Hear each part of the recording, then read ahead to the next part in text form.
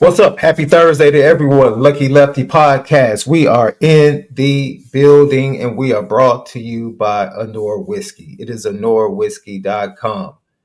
That premium American whiskey, AnorWhiskey.com. Courtesy of Bleav Network, Apple Podcasts, Spotify. And after Notre Dame gets this big win against Pitt on Saturday, you celebrate. But make sure that you drink responsibly. Let's get it, love.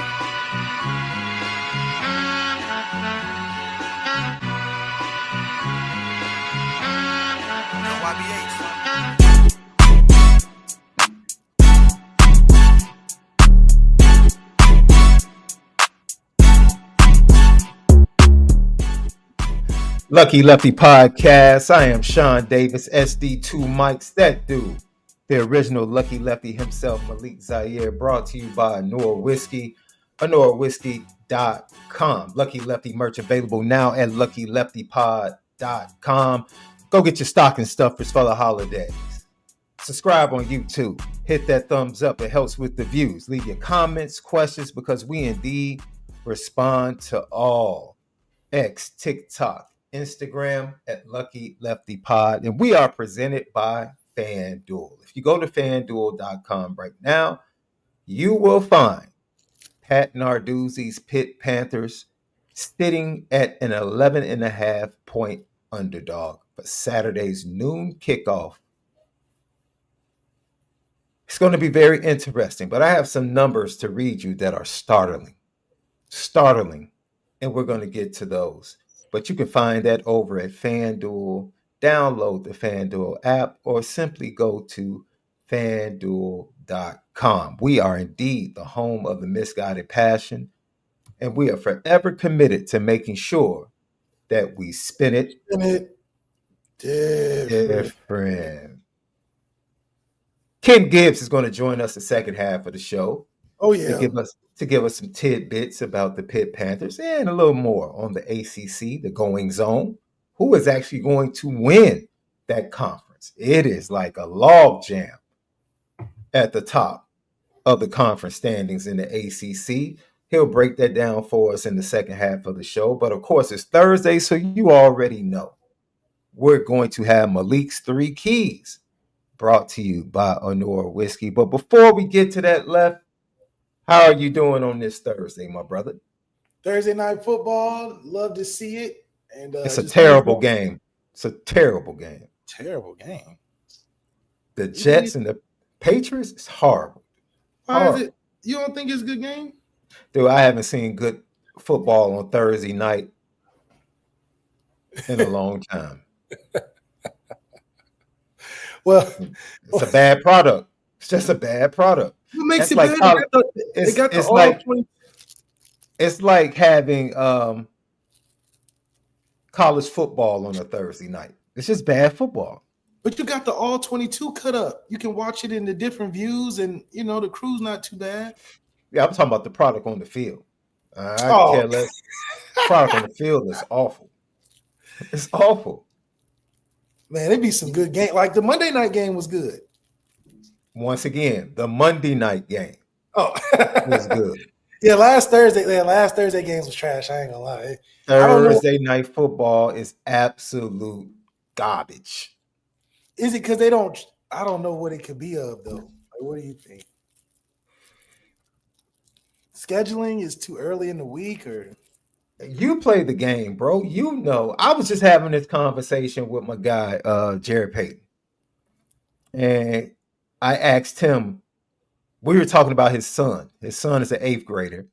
His son is a 3-sport athlete. He plays basketball, football, and baseball. He's a lefty. He's just starting to play the quarterback position. So he's just starting to get into that. Tell him to hit me up now. He is a man. He is a hooper. Oh, I'll give him credit because he's a suburban kid, but he can hoop. I'll give him credit. Can he go to Simeon? Can he go to Whitney Young? Yes. Yes. He can hoop. He would pass at Simeon, Whitney Young, Morgan Park. He absolutely would. Absolutely. Right. And his first sport he ever played was baseball, and he stopped playing soccer. I take that back. The first sport he ever played was soccer. He stopped playing soccer, and we were talking about they have this facility out in the northern suburbs that all of the high school athletes go to. That's like this icing treatment center. Well, all of the athletes go to like rejuvenate their legs and ice down and stimulate their muscles. And I'm like, really? This in high school?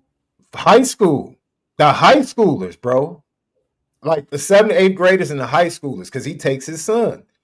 And as he's talking, I just said, bro,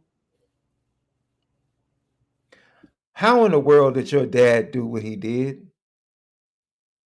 Play all those games, not missing one, in the way he played without modern technology. It just baffles my mind how players of the past literally put it all on the line, bro. There was no rejuvenation. You know what I'm saying? This is the day where you tore your ACL, your career was over. And he gave me this tidbit. He said, my dad never took a Toradol shot because he was scared of needles. He said he took pain pills, but he never, ever took a Toradol shot. And I was like, that's crazy. Pain pills, though, but you took the pain. Yeah, he took the pain pill, but he never got a direct shot into the muscle. But the pills, we were talking about it. Ultimately, the liver disease that he ultimately died from probably came from, some of those pills. Yeah. Over the years, So it literally, players of the past literally put their lives on the line. I mean, you put your life on the line playing the game anyway. That's why I say I asked you. That's crazy, bro. And I'm sure they have those in California. Texas, Florida. If they have it in the northern suburbs of Chicago, they definitely have it in those places. But I was really amazed. Left. I really was. It's incredible, man. What was the recovery for you after a game? Oh man. It just depends on the kind of game. Was it a win or was it a loss? No, but usually did you ice down after the game? Did you get in the ice tub? It was ice around. Okay. It was ice. It was ice for the cups now. It was ice for the cups. No, but typically right after a game, everybody has it. I think that's the unique thing about football is that everybody has their own process after. Everybody has that baking process. So Notre Dame, you have had a different process than I had at Florida. So at Florida, they had like a team recovery, right? Like everybody after the game got to do X, Y, Z steps. At Notre Dame, it was like, man, it was funny because that's where you learn from the older dudes. That's why veteran leadership is important in locker rooms. Because as a true freshman coming in, you don't have a routine. You don't know. You don't know anything. So you just kind of got to look around, like, look, and you take pieces of other guys' things they do, and then you build your process. So that's why everybody's recovery after the game is different. Like some guys, get a workout in. Some guys hit the ice bath. Some guys get stretched out. Some guys don't do anything. There's that too. So, you'd be surprised by the amount of guys. And then every day or after every game, you have the mandatory check-in at the the training facility the next day. So whether you come from a road game or whether after a home game, that Sunday you got to report first thing in the morning to check out all your bumps and bruises.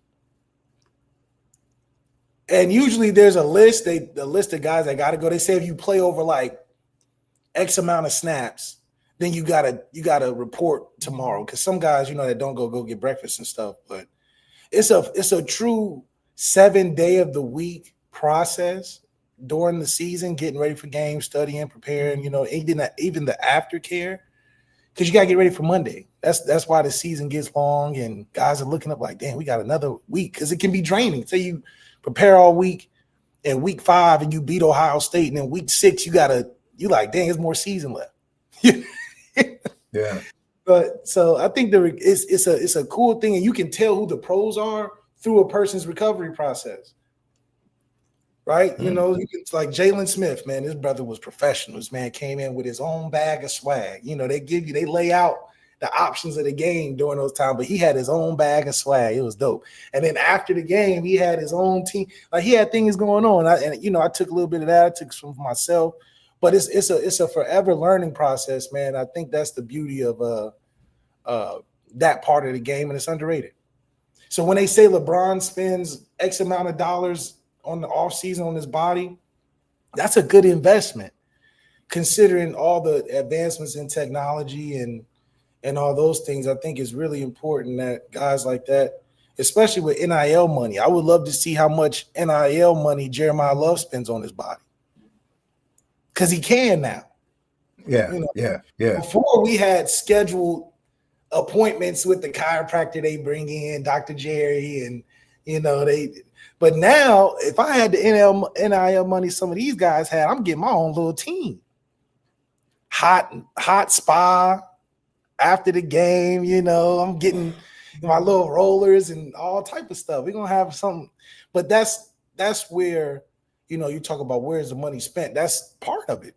If you're a top tier NIL guy, that's what I would spend on. Man, you say that, and I think about it because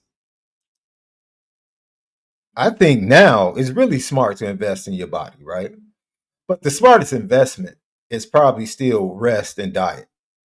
With all of the technology, yes, all of the recovery, there's nothing better than rest and diet. Dude, it's the top 2 things to take care of your body.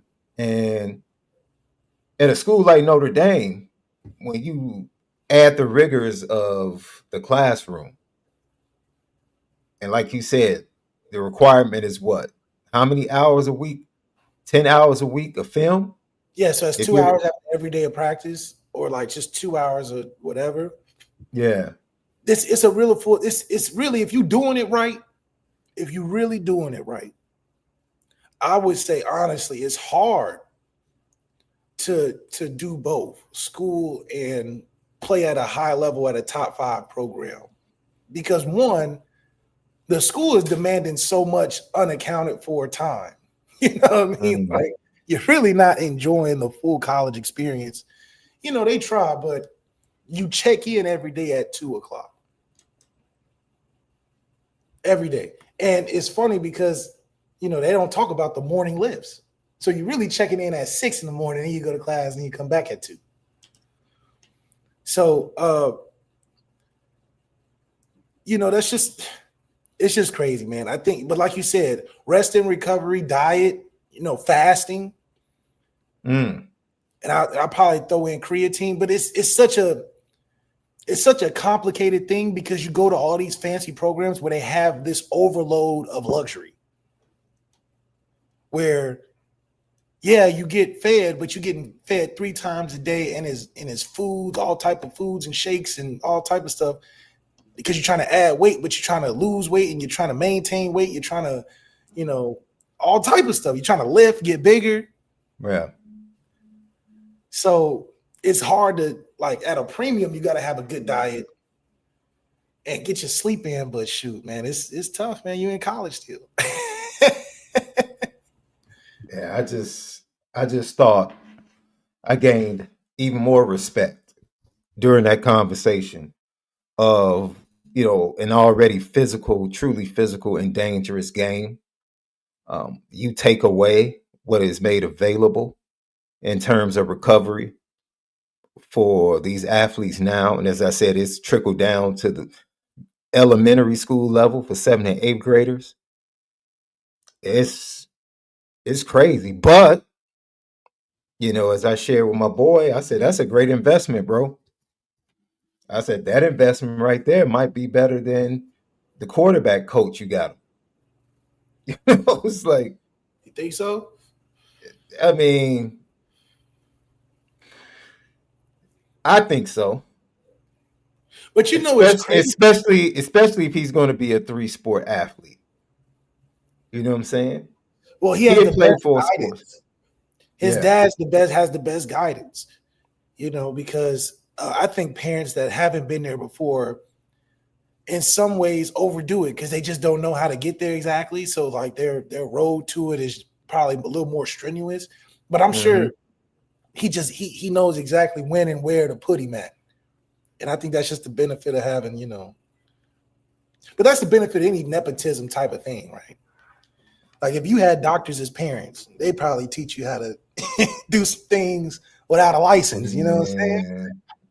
Man.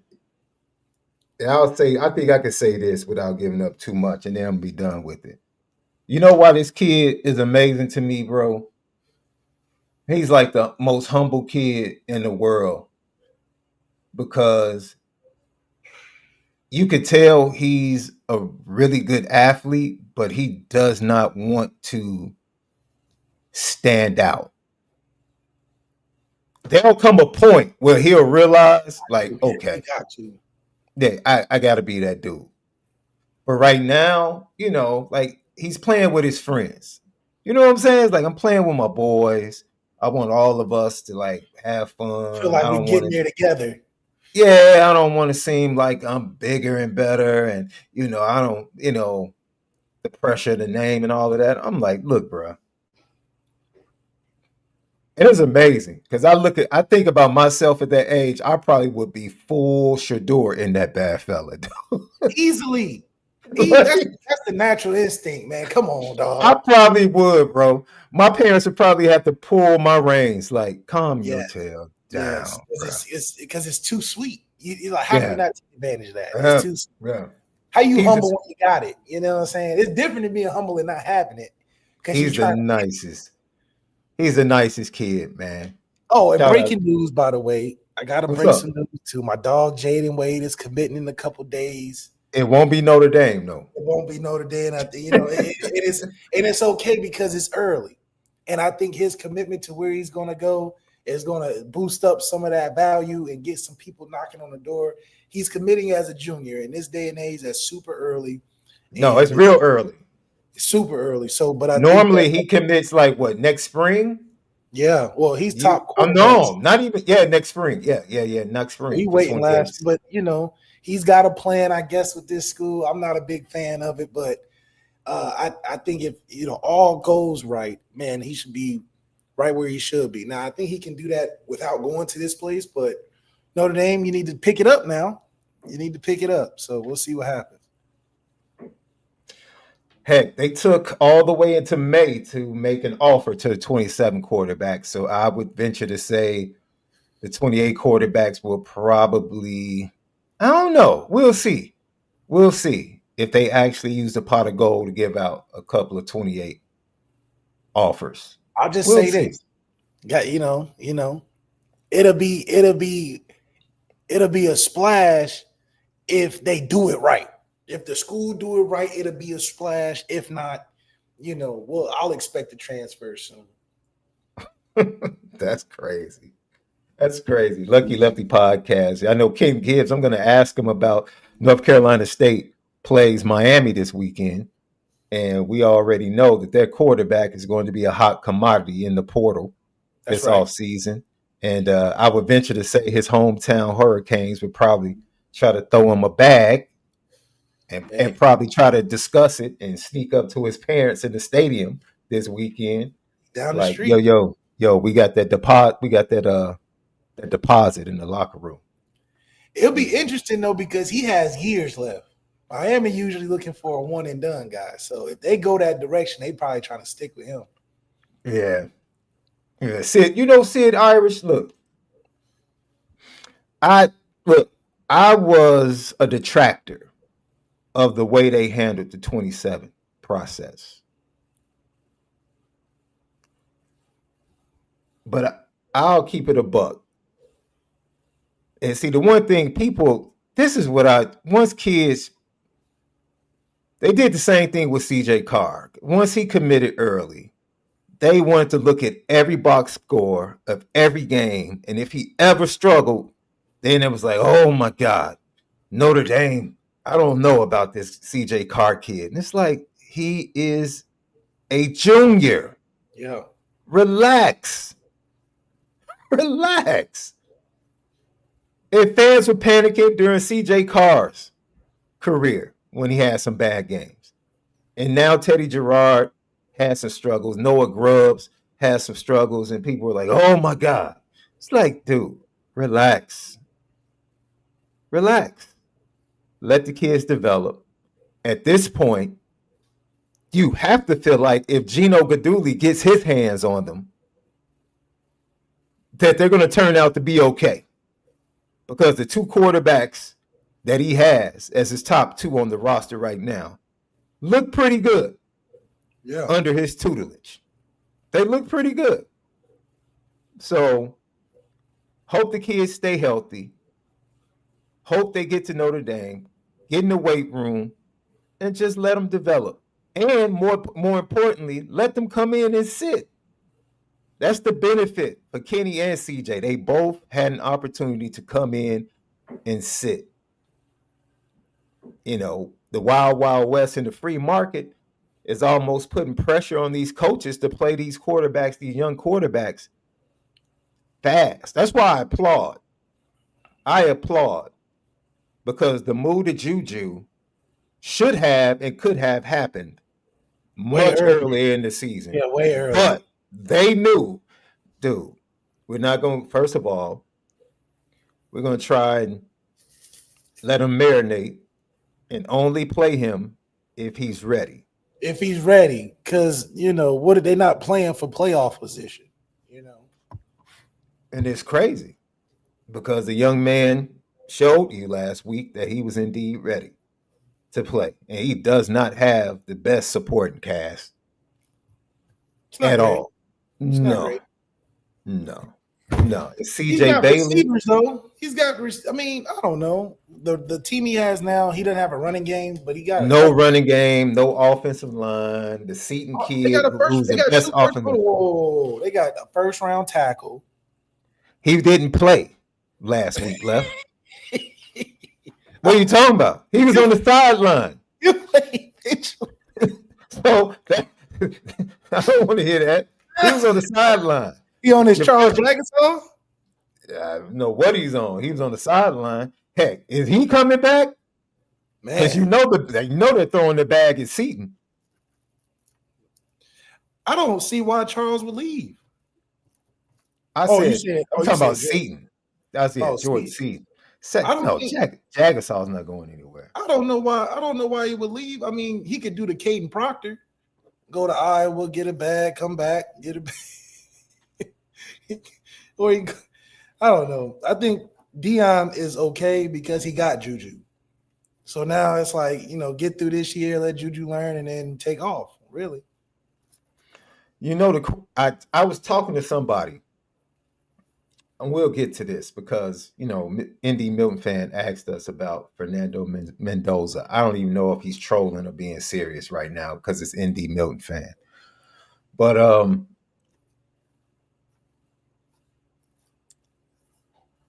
Mason HEINTSCHEL.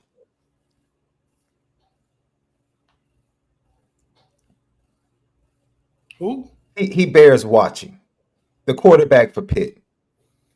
Yeah, I think we're going to get to him, and we're going to play some audio from Drake Bowen. But before that, we have to get to Malik 3 keys. We have to. So these are the 3 keys to victory from Left himself. Malik's 3 keys brought to you by Honora Whiskey. Go ahead, Left. I think it's important. First thing is finishing the game, which means I think finishing the game, scoring 21 in the fourth, I think is a perfect way in this matchup to show our stoutness. And it's one thing, you know, the team isn't trying to sell the fight as much as it may be up to, or They have deficiencies in places, but this game isn't about them. I think with game day being there, this is about us being on a particular stage where we need to be impressive all 4 quarters. Addressing a lot of the people that are confused as to why we are in the position we are in the playoffs, especially in the rankings. Putting 21 in the fourth puts a real good mark on us that we're a serious team, and that we're not a team that in a game where we're leveraged to win, that we take the game off, where we score 3 in the fourth or we don't score at all in the second half because we're taking it easy because they're appearing to not come full force. So this is a game where Marcus Freeman, we ain't taking it easy. Yeah, y'all say we can get 100. Well, we're going to try to get there. And by scoring in the fourth, and I'm saying that because I'm considering, our backups getting in and all that, they should be playing hard. And if a team in their twos can put up points in the fourth, then you know that you got the depth ready to go into the playoffs. I think the second key for me is defense. I think it'll be a great test for our secondary because our secondary is in a position where they've been challenged, but this is the week where through them we'll be able to really stamp this other team out, especially a quarterback that's on the rise. I think he's young, but he'll be good in a couple of years. He'll be a problem. I think we're catching him at a good time, but give him the experience that I'm sure he's looking for. He's been having a pretty solid season so far. So getting turnovers on a young quarterback early, I'm saying 2 in the first half through our secondary, is a great way to get them knocked off of their square, considering that's the strength of their team. It's throwing the football 5 wides, that sort of thing. So it's good work for our young DBs in our secondary, being our nickel, being able to come up with some turnovers against a team that's going to challenge you. They know we have a good secondary. That doesn't mean they're going to change what they do on offense. So they're going to get tested. So having turnovers against a team that's trying to test you in that way is great, because it's different than you getting turnovers against a Boise State who, they're trying to be balanced. They're trying to run the football and stuff. But a straight passing team to get 2 turnovers like we did against USC, a passing offense that we were able to stop literally through picking the ball off and through turnovers, I think that'll be a great morale booster for a defense that's already dominant. We've seen the rush defense be pretty square away. We have to do a good job of tackling, but to be able to show up at our best selves in the secondary, I think is a game that's great for that, especially late in the season heading to the playoffs. And the third thing that I would say is special teams. Let our special teams flourish a little bit. Let's try some PATs. I'm not PATs. Well, we need to hit those all the time. But let's try some field goals for some different ranges. Let's have some trust and build up some trust in our field goal kicker. Hopefully we don't have to take too many because we're scored all the time in the red zone. But if there's some opportunities to take some kicks, let's make some field goals. Remember, this game isn't about the other team. This is about us and where we need to get better at. And special teams and kicking the football is definitely one of those areas. And so having a fully successful field goal attempt day is definitely a big key to victory. Malik's 3 Keys brought to you by Anora Whiskey, AnoraWhiskey.com. All right, Lef, as we talked about, Mason HEINTSCHEL, the Pitt quarterback, very dangerous. You said in a couple of years, maybe even by the end of next year, he's going to be a problem. And I know a lot of people are worried about them being on a smoker with him. We talked about the offensive numbers that they put up, especially through the air, since he took over for Eli Holstein. It's no doubt that their program, that's what a quarterback would do for your program. Like, he has rejuvenated and energized that entire program. The offense, the defense, he's covered up for some things. That offense has been able to elevate, and they've been able to go on this 5-game win streak after losing to Louisville at home. So I want to play Drake Bowen. During the media sessions on Tuesday, he was asked about whether or not they were worried about this Pitt offense and this Pitt quarterback? Yeah, he is a really good arm. He can make all the throws downfield, on the run, in the pocket.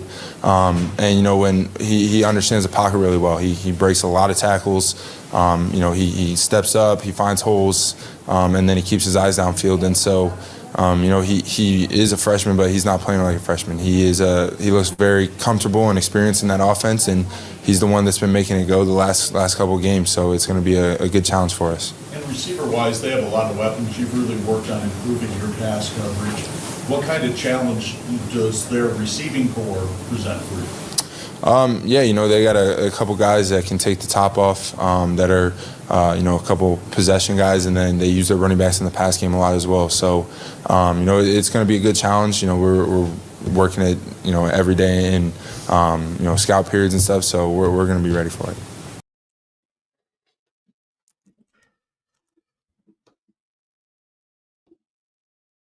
Drake really doesn't look worried, ladies and gentlemen. Where the quarterback is in his career, just because of experience, that he hasn't played a great defense yet. So don't steal my thunder. Okay. That was a point, because I was about to go in. Go ahead. I'll just support you. I'll support you. Go ahead. And that's the thing that we love about great freshmen, is that they're good at beating bad teams, because you can beat the average. But when you're going against a legitimate defense, especially for the first time, the game's just going to look different for him. The game's going to look different. The throws that are there are going to look a little tighter. The plays that he likes not going to look as clean as they were in other looks. The throws that he makes got to be more perfect. So it's an amped up version of what he's seen before. And as a true freshman, or a guy that hasn't had a lot of experience, that's different. It's hard. This is the game, if you're a Pitt fan, if he's like that or if he's just serviceable. Now, Notre Dame's known for giving it up. Now, we're not going to give it up to the wrong one. We gave it to Trevor Siemian at the time. I didn't know Trevor Siemian would be 5-6 year, 8-10-year guy in the NFL, but he proved it. He played well. Guys that play well against Notre Dame usually, Tyler Shuck, we gave him a draft spot. New Orleans literally only watched the game against Notre Dame because all the other tape was against bad defense. We got Tyler Shuck drafted. So conversely, this experience for the Pitt quarterback is going to be great for them, because it'll be way better defense than the last 2 ACC games they got to win. And if he does well, if I'm Pat Narduzzi, I feel good in a loss, because my quarterback played well against a team that I didn't think he was necessarily manned to win, but he raised the level of the team, and I know we can win them last 2 games. That's how I'm looking at it if I'm Pat Narduzzi. I'm not thinking he's going if he overcomes Notre Dame, he's a first-round pick. What do you mean? You overcome Notre Dame with a team that was understaffed? No running game? So I think he'll be good in the future. I think this will be a great learning experience for him, where, I don't think he's going to beat us, but he may have a couple good plays that he can learn from and build on. I think if anything, this game will prepare him to be better suited to play those last 2 games to win. But this game I think he's not ready for the level of collective technique from the whole defense. Most defenses you go out there against, like we always talk about, Sean, there's 99% of the time somebody messes up on a defensive play. In college football, it's probably 80% of the time versus everybody else except top branded 5 type programs. Against us, we're a top 5 program. So that percentage just raised 10%. And that 10% is different. Leonard Moore's different. Christian Gray on the other side is different. Usually teams got one guy on one side. So the throws that you felt like you can get to, because that's their second, third, fourth guy, they're usually 22 top heavy. Well, we're not. So that's when you see games where our third corner, Stroman, guys that usually aren't active, get picks because the opposing quarterback thinks it's sweet over there, but it's not. It's not. Most teams say, okay, if I had to choose between Christian Gray and Leonard Moore, I'd get Christian Gray. But Christian Gray's not no easy day either. That's the difference. Yeah, okay, we throw away from Leonard Moore, but hey, the other side ain't great either. Hey, we can run away. We can run to this side, but Trey Orey's on the other side. So it's like, I think that collectivism of defense he hasn't seen before. So it's just be a shock. I mean, you can't blame the kid. How are you supposed to go out there and perform at an all-star level, never playing against a defense at this level? That's different than playing in college football. Just like the Georgia defense when they was winning back-to-back. You know how hard it was for some of them quarterbacks to go out there and play? Let alone their staff be good enough to call the plays that'll work. You got to deal with half of that. But let's say you get a good staff and you're a decent quarterback and still going against that Georgia defense. It's just different. You got Jalen Carter, Jordan Davis, Nolan Smith. Come on. So I think that is why I feel good and where our defense will play. And but I do think it'll make Pitt better. It's one of those games where it'll make you better. This whooping will make you better. It hurts me more than you.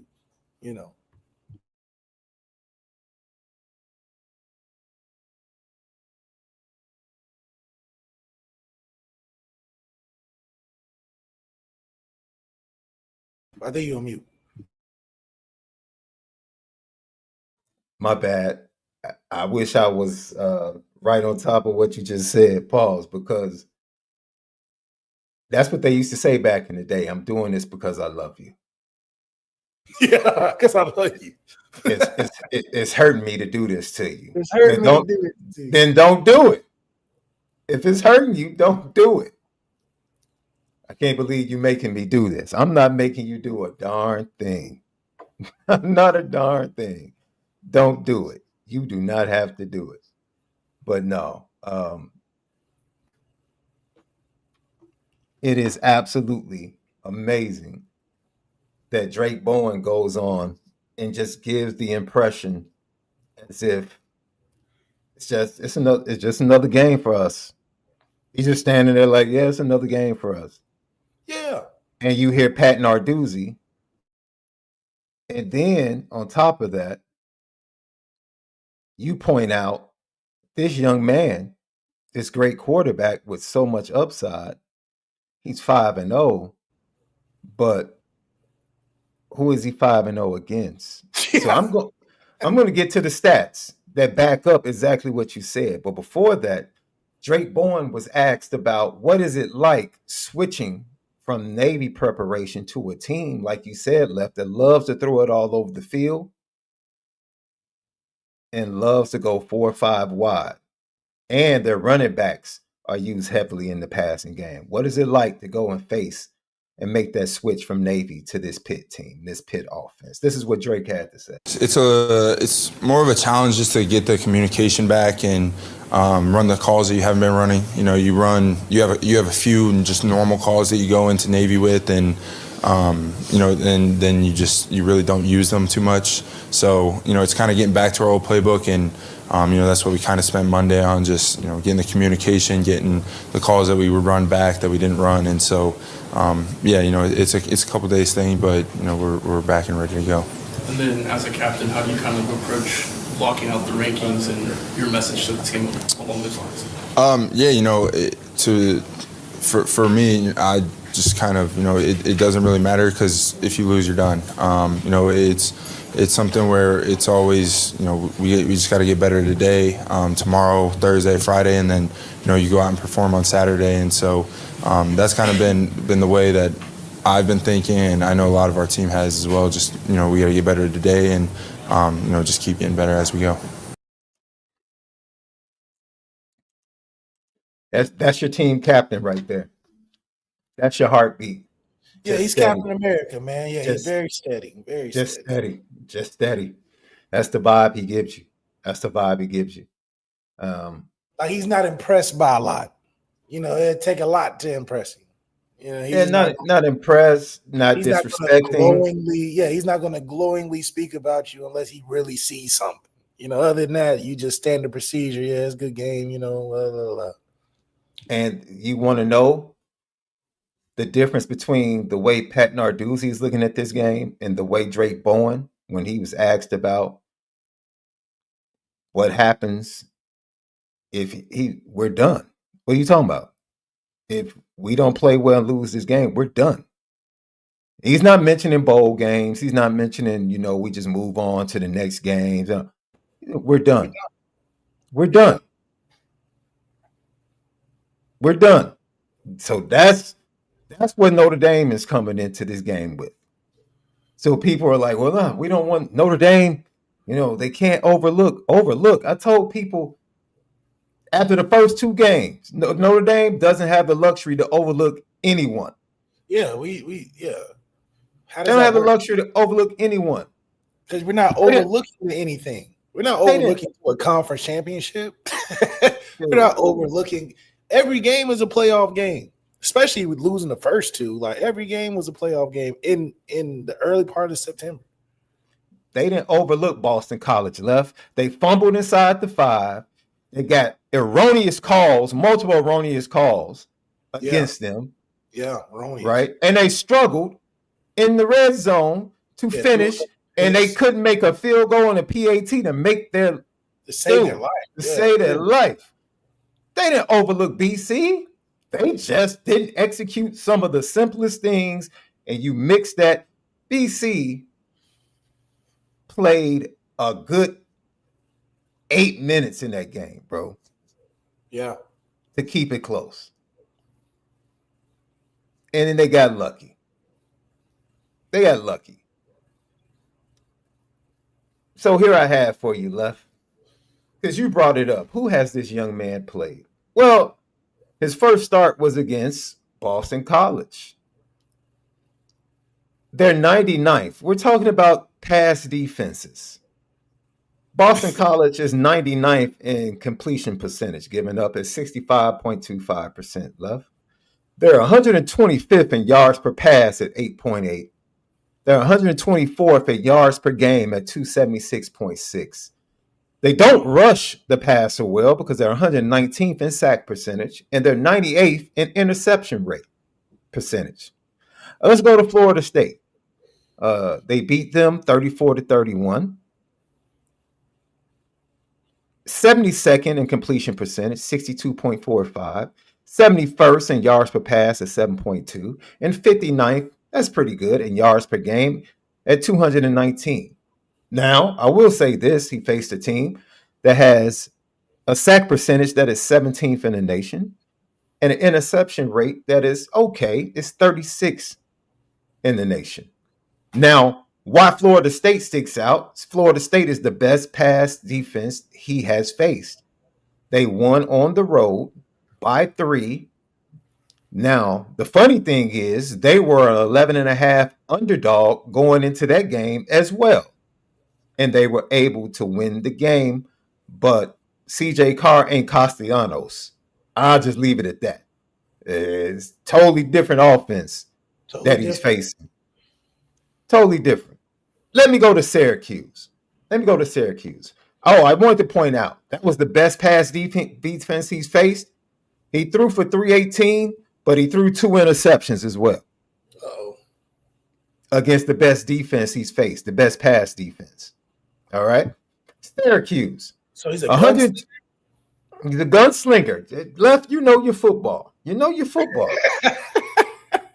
It's a reason why you are Lucky Lefty, bro. Syracuse, 127th in completion percentage defensively at 68. They give up 68.24 completion percentage, 108th in yards per pass at 8 yards per pass, 119th at yards per game, 253.3. 101st in sack percentage. They can't rush the passer either, which means Notre Dame is really going to destroy them coming up soon. And they're 124th in interception rate. They don't take the ball away through the air. North Carolina State, a team that Notre Dame has faced and demolished.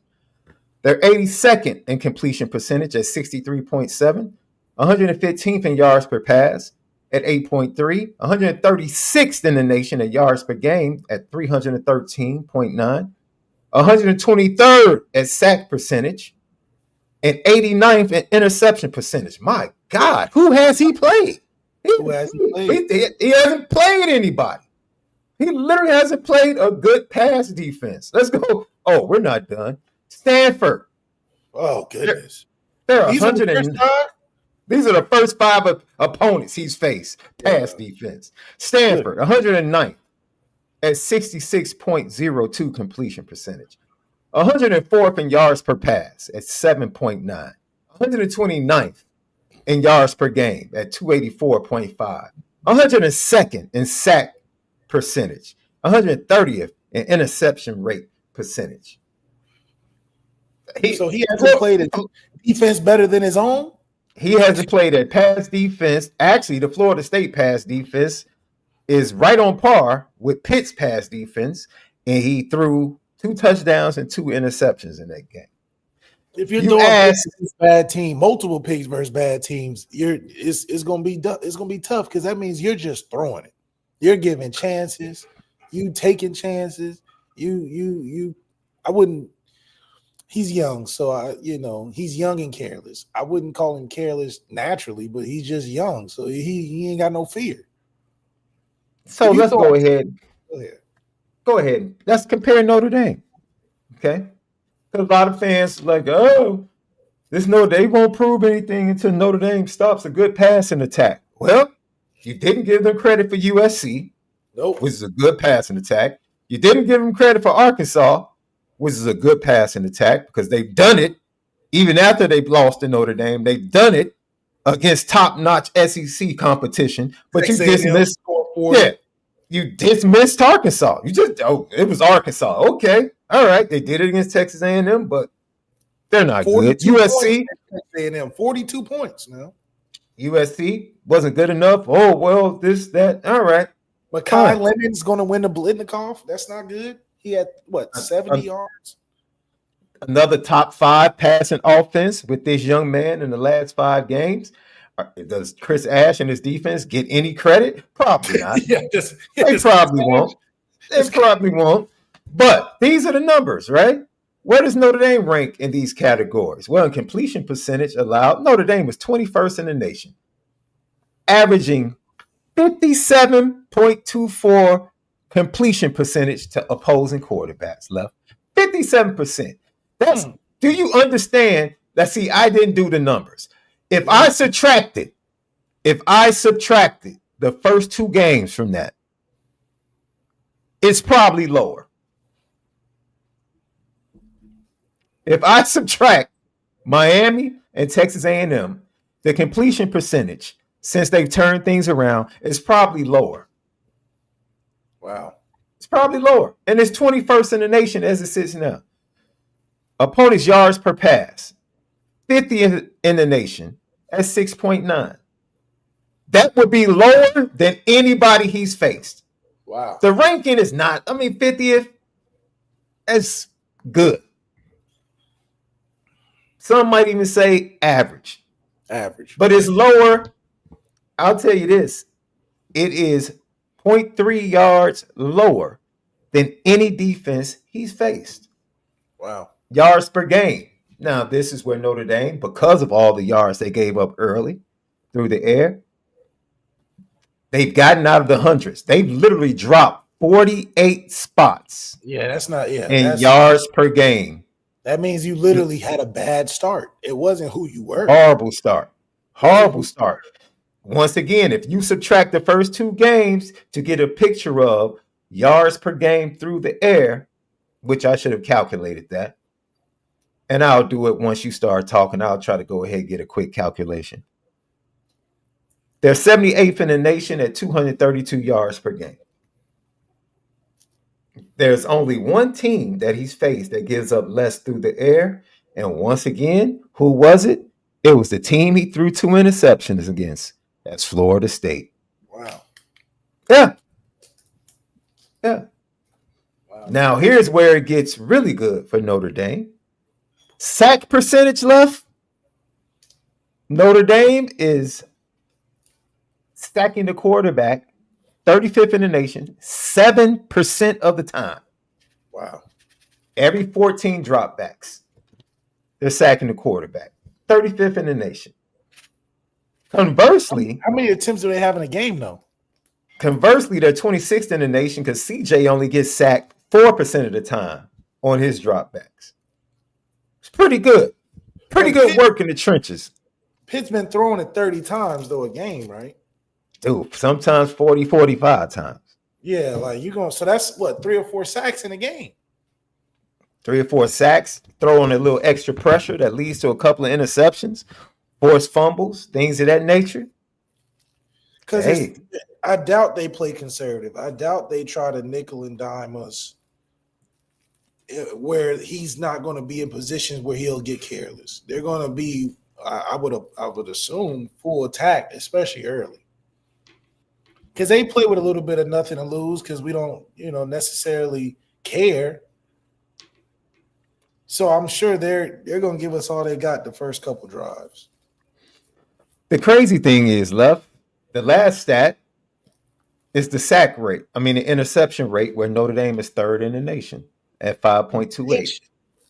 3rd in the nation. So that means wait. I'm sorry. 3rd in the nation in interception rate. That 35th in sack rate. 3rd in the nation in interception rate. So mathematically, we're bound to get a couple turnovers. That's what it sounds like. And since the 3rd game, Notre Dame has held every team at least 100 yards below their average total yards offensively. Every team. What? Every team. I'm going to say that again. They've held every team at least 100 yards below their total offense, their average total offense. That includes Miami and Texas A&M, doesn't it? Yes, it does. No, that's since those games. That does not include. Are you kidding me? Texas A&M threw for like 400. Come on, Left. I said since the first 2 games. Not that does not include those. Yeah, we can't count them first 2. No. You know the crazy thing? They lost to West Virginia. They lost to Louisville. And they almost lost to Florida State. You talk about this vaunted, they have great running back. I mean, great linebackers, Left. Great linebackers. Great linebackers. Love Braylon Lovelace. Love him. Kyle Lewis, stud. Baines Marquez, stud. Biles is a really versatile player, good versatile player as well. Not Rashad Battle. That's the defensive back. Raheem Biles. Great players on defense. Very aggressive. You know what Pat Narduzzi. He's all about tackles for loss, get upfield, and press on the outside. West Virginia ran for 174 yards. Here's the kicker. It was on 58 carries. Florida State. It's a lot of carries. Yeah, man. It's a lot of carries. Only 3 yards a pop. Florida State ran for 170 yards on 40 carries. Oh, that's still a lot of carries. That's a lot of carries. What's that, like 3 yards a carry? Yeah. It's a lot of carries. Their only other loss was to Louisville. Isaac Brown's a darn good running back. He's a darn good They lost by 7, and Louisville only had 53 yards rushing. Did a phenomenal job. That does sound phenomenal. Yeah, but they gave up 339 yards to Miller Moss through the air. Jekyll and Hyde, man. That's because they are a Jekyll and Hyde team. Like I said yesterday, Love, they You know, they can stop the Those rush run a little defense bit. numbers, you're supposed to win a lot of games. Rush defensively wise. Tommy Castellanos was 16 of 23 for 245 and 3 touchdowns. And that's Tommy Castellanos. You saw And what he that's looked like. thank you. You And saw that's what he Tommy looked like Castellanos. in Virginia. And I mean, come on now.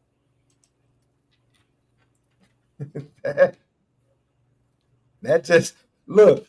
And he had 240 with them rushing the ball 40 times. Hey, How you have 240 with 40 rushing attempts? Like that means you got explosive plays all over the place.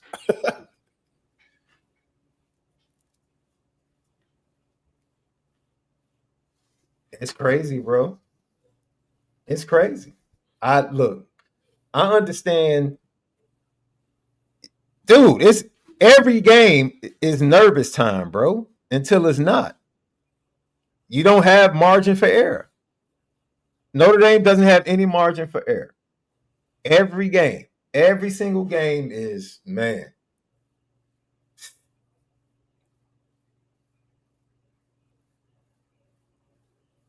Oh my God. Baby girl just got a gig. I'm sorry, y'all.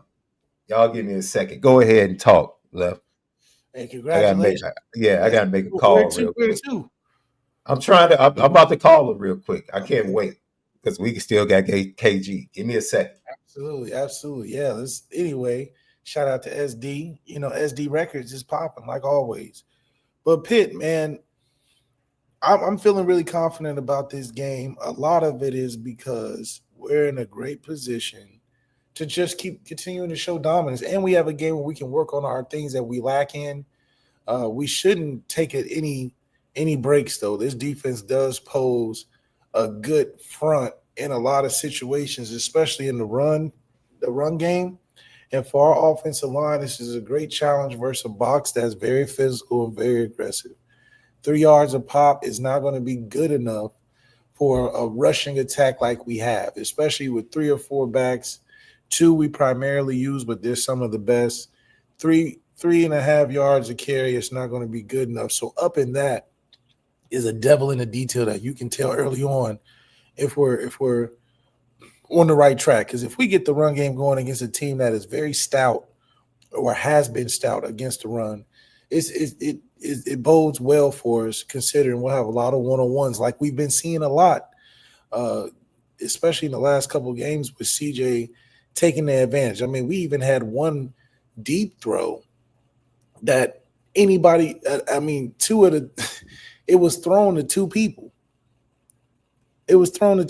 So I think the ACC we are the great equalizer within the ACC. I wish we play a few more games. Maybe get SMU on there just to show them give them a little taste of what goes on in the ACC with Notre Dame. But for us to be the great equalizer in that conference, winning a game like this is important. But also just the excitement, man. We can't take our foot off the brake, like SD said. Every game is not to be overlooked because we don't have much to look forward to other than needing to win to get to anywhere relevant. We don't have the luxury of receiving the benefits of conference money from teams that have gone farther than us or have done more than us in a particular year. So everything is bootstrapped. So, we're playing this, all out because, it's more than just winning these games. Yeah. So, I think by now we should be over the BK PTSD.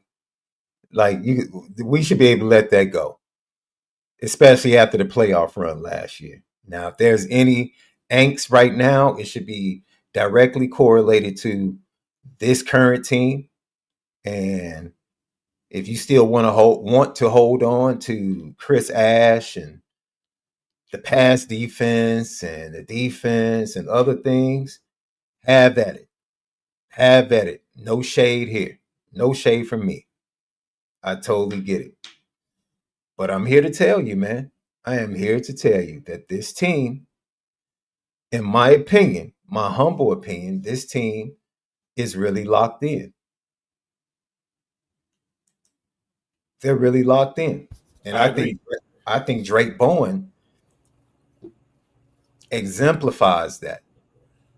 he exemplifies that. Like he is just man. It's like man, we know what we have to do.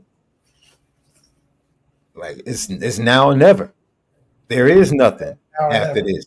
Yeah, there is no season. I mean, yeah, we'll play like we're done.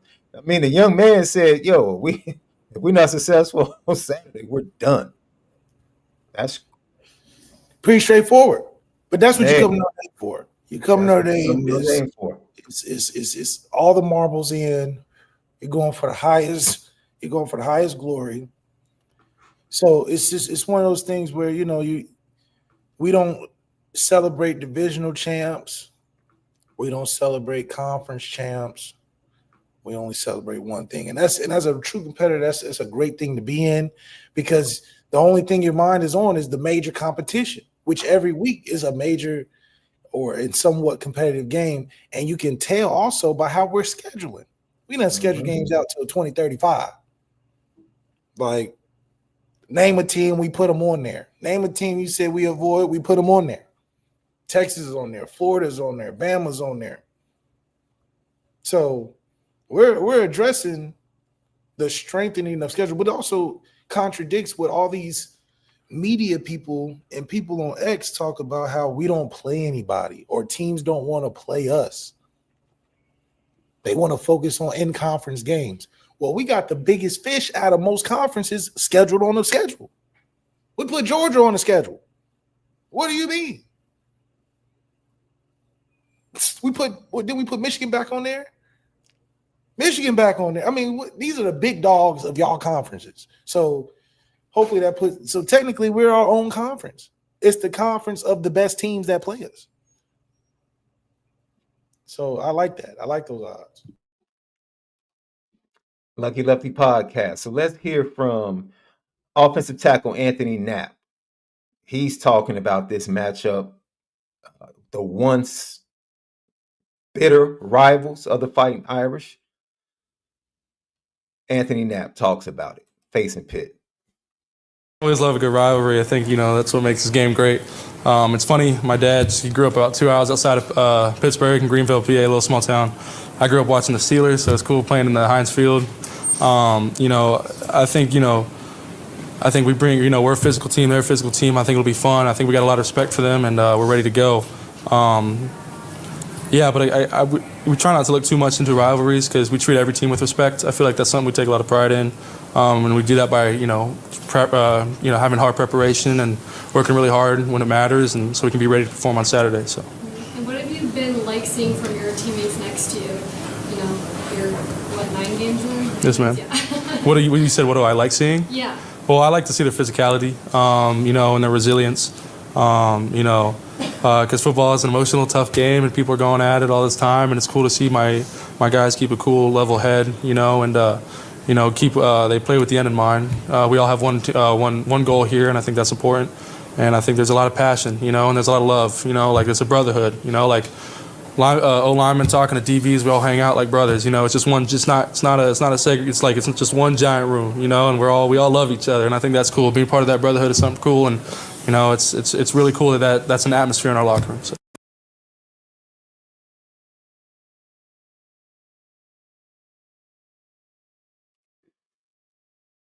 He said all the right things. Steeler fan playing at Heinz Field, he's ready to run that football, road grader. He ready to put somebody on that field like he's been watching them Steelers do his whole life. Mm-hmm. He's ready for this game. But I also think, like he said, the last thing he said was very, very important. The locker room, connectivity, the communal, the brotherhood, the unity, the chemistry, that matters. He said it's one big room. It ain't O-line versus D-line, O-line and D-line are cool. So it's good to see that, because that is what holds together through these end of the season playoffs, tough games, is that chemistry. And for the team to have full chemistry, it's just tough to beat, man. Most teams get beat within house, but for us to hold that thing together, you can count on the consistency when it comes out, because they're counting on each other. Yeah. So, Lucky Lefty podcast, that was Anthony Knapp and Drake Bowen talking about this big time matchup. you go over to FanDuel.com. And right now, you'll find the Fighting Irish installed as an 11.5-point favorite against the Pitt Panthers. 12 p.m. Eastern kickoff. Pat Narduzzi and his Pitt Panthers would try to basically end Notre Dame's hopes of making it back to the college football playoff on Saturday. That's only over at FanDuel. So download the FanDuel app or easily go to FanDuel.com. Well, you know what time it is, man. We are pleased to welcome in our brother from another mother, Ken Gibbs, Mr. Locked On ACC. The one and only quarter zip, man. Locked On, the one and only, KG. You know, baby, I saw my, because you know my second favorite team. Second favorite women's college basketball team is the Wolfpack. Yeah. Up a loss. I was kind of disappointed. What's going on with my girls? Are they gonna come around? Because I behind Notre Dame. Hey, I forget. Somebody had the best quote last night. They were watching the Notre Dame game, and when Hannah Hidalgo checked out with 40, what she had 49 and 16 steals. Went crazy. Mm-hmm. It was the best tweet. Somebody was like, "Yeah, I see why old girl left for TCU." I was like, yeah, on basketball. Yeah, it looked like somebody won. She was going coast to coast. She was making the steal and taking it down there. Like she wouldn't play. He was on her Wemby. She was on her Wemby. Relax on that Wemby stuff. I'm gonna say this. You still need a little help. You still need a little help from your friends. I don't care how bad you are. I don't care if you're the baddest there ever was. We need bigs. We got no bigs. I'm not disagreeing. And listen, and I'm gonna tell you this: NC State basketball is fine. They're just fine. Women's basketball is just fine. Westmore with that out of conference schedule, they said, Wes, how many ranked teams do you want to schedule out of conference? His answer was yes. They said, I beg your pardon? Yeah, they said the answer was yes. Yes. He wants to smoke.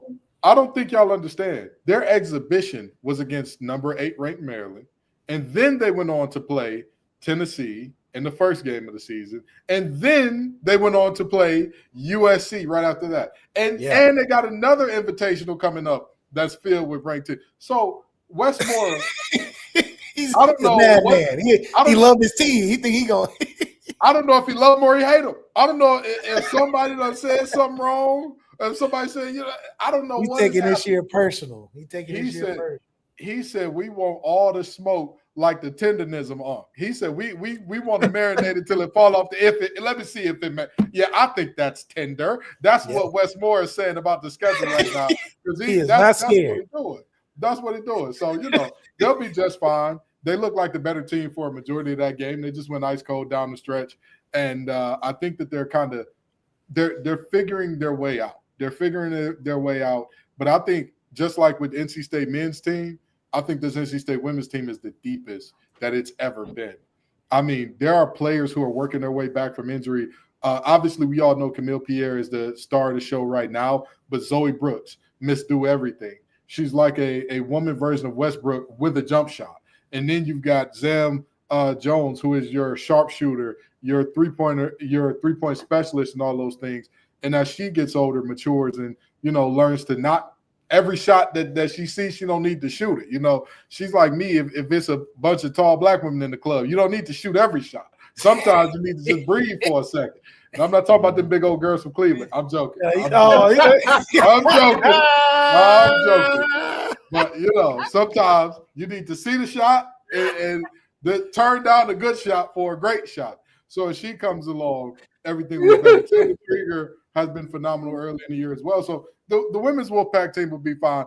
And, for once in my life, the men's Wolfpack team is better than the women potentially. The men's team not bad. They putting belt on everybody. Will Wade getting text up 50. I said, oh my God. Oh my God. He meant it when he said this is a national reckoning. Brother, you're up 50 against North Carolina Central. Now listen, we love our Eagles right down the street. We get it. brother, take a chill pill. Relax. You up 50. Right. You up a 50 ball. And you know what his excuse was for it after the game? He said, I hold my players accountable. I hold the refs accountable. If I wouldn't let it slide in a loss, I'm not going to let it slide in a win. And that includes from the officials. I said, oh, yeah, okay. He's got a coach totally over there. Different. He's acting totally different. All right, dude. Them boys are hitting from 40, 45 or 46% from deep. Totally different. Last year, we couldn't hit a super Walmart from the parking lot. And now all of a sudden, we got a bunch of dead eyes out there. So, you know, it's an exciting time to be a Wolfpack basketball fan. You know, it really is.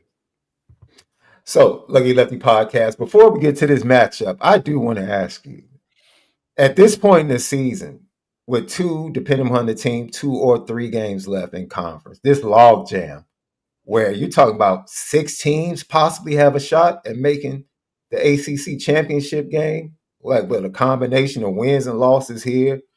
Pat Narduzzi was very open, took a lot of criticism. Like, hey, man, I see by the roll of your eyes, you were like, I can't believe he said that. I cannot believe he said that. He almost raised the white. Yes, it was soft. It was absolutely soft. Flag. I'm sorry, Malik, how many championship teams have you been on in your life? Shoot, 3. And of those 3 teams, would any of those coaches say something along the lines? Never. It's an out of conference game. We could lose it by 100. 100. He talked about they can score 100, 103. Dang, you made it so unreasonable. That's what made it crazy. I can see if he said they can beat us in a double-digit win or they can win by a couple points. He said, listen, I don't care at all. They can score 100. He should be fined by the school for tanking. That's tanking. Teams ain't been getting beat by 100 since any of us 3 wouldn't have been allowed on those schools' campuses. You understand? Like, that was the last time that was like a normal thing. People just, Oklahoma beat Southwest Directional School by 100. Yeah, makes sense. Yep, they're doing great things over there. That's not something that happens today. And to say, if it happens, it happens. You know, we're focused on the last 2. You don't develop championship winning habits like that. Never. Football gods don't like that. They don't reward stuff like that. Why would you think he would say that? Do you think that because he said that he's going to take his players out, he's not going hard? I mean, what do you signal to the team? I think that it is classic Pat Narduzzi, because I tell people all the time, Pat Narduzzi is a tale of 2 cities in human forms. He's the best of coaches and the worst of coaches all in one. For example, he is the last ever, fun fact, this will never be done again unless the ACC goes back to this format. He is the last ever coastal coach to win an ACC championship. That is a fact. The last year the ACC did Coastal and Atlantic, Pitt beat Wake Forest in the ACC championship. Just a fact there. Now, with that fact being said, he is also a coach that has lost as many games as anybody by just being who he is and just sticking to his guns, where you're just like, brother, stop. Pat, we're begging you. We're begging you, right? For example, they're up against Florida State late, and I'm like, there's no way. I literally tweeted out, Florida State is going to have a tough time scoring 2 quick touchdowns against a team that specializes in cover 4. Do you know what they ran the very next play? Deep dig, post behind it. Oh, okay. Oh, yep. Yeah. Deep dig, post behind it. But that's the thing about Narduzzi. He gives that up every play. But and Malik, that's my point. That's my point. You got to know it's the end of the game. Yeah, he gives it up every time. I don't know. In quarters discipline, yes, the safety is supposed to take that deep dig. Yes, take 2 has gone vertical. They don't even switch it up. They don't switch. They don't cut and replace. They don't do nothing. In that situation, if I'm late game, I'm going soft quarters at that point. Malik, you know the difference between soft quarters and normal quarters. In soft quarters, my Mike linebacker is supposed to drop under that dig, and we rally to anything thrown in front. Rally anything in front of you. That's the rules. That's the rule. And listen, you can say I don't know this as a defensive lineman. Malik's a quarterback. He's the guy that looked at the coverages that he's telling you. When you're in late game cover 4, that safety is not supposed to drive on anything. Not biting on anything vertical. Number 2 is going. Exactly. Yeah, unless number 2 is going straight up the field, then you go with him. But then any move he makes in breaking, my Mike got that, or we'll rally to it because it's a minute and 30 seconds left. But that's Pat Narduzzi. Pat Narduzzi. No, literally, like he literally doesn't change what he does the entire game. Doesn't matter situation. And let me tell you, you're licking your chops. You're licking your chops when you're watching film because you'll look at the time. It'll say a minute left in the game, and he's running something from the first quarter. Yes, and not changing it. And when I tell you, when I hear him speak, sometimes I want to run through a brick wall for that man. I was, oh yeah, that's a coach right there. When he first came in, we gonna punch him in the mouth. And then other times he says stuff like this, where I'm just like, what the hell are we doing? Oh, I'm sorry, I don't want to get y'all demonetized. What the heck are we doing here? What's going on? What type of shenanigans are we working with? But in all seriousness, it's just a Narduzziism. That's, he is who he is, and Pitt fans have grown to love and hate it at the same time, which that's the type of guy Narduzzi is. He's not a guy that he's like pineapples on pizza. Either you really love him or you really hate him. There is no in between. There is very few people are like, Narduzzi's all right. It's like, I love him, I can't stand him. Every time. Yeah. I think you muted, Shaun. My bad. I keep muting myself today. I don't know what's going on. The big Narduzzi lobby was coming for you. The big Narduzzi lobby was coming. They said y'all ain't fit a bad talk our coach on here. So without saying, last segment before you jumped on, we Notre Dame fans are talking. Hey, Mason HEINTSCHEL is future first round talent, arm talent, absolutely amazing. He hasn't faced anybody as far as pass defenses and defensive total. He just hasn't faced anybody. He hasn't faced a front four. That Notre Dame's front four in the last 5 games has literally just dominated offensive lines. Just flat out dominated offensive lines. You brought up something that's very interesting, but I went back and looked. Somebody in the chat asked us, Notre Dame, since the Texas A&M game, they're giving up 206 yards per game through the air. 206. Pretty good ball.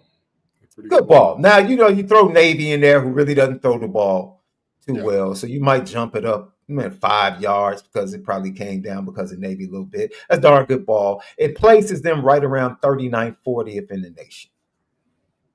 Here's the kicker. By 10 yards per game, almost 10 yards per game, Notre Dame's pass defense is better on the road than in Notre Dame Stadium, which is crazy because it's usually the inverse for defenses when they get the home field advantage and the noise.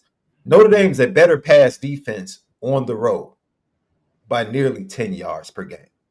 So your outlook on this matchup, let's forget Pat Narduzzi. Let's just go to the field. Really good, almost dominant run defense. Very, very good linebackers. They work well with the front four. Just talk about the matchup. Can they stop the run game in Notre Dame? How do you see it playing out, KG? I don't think that Pat Narduzzi is the most important coach in this game. It's a man by the name of Cade Bell. Cade Bell is the son of a longtime head coach, Kerwin Bell.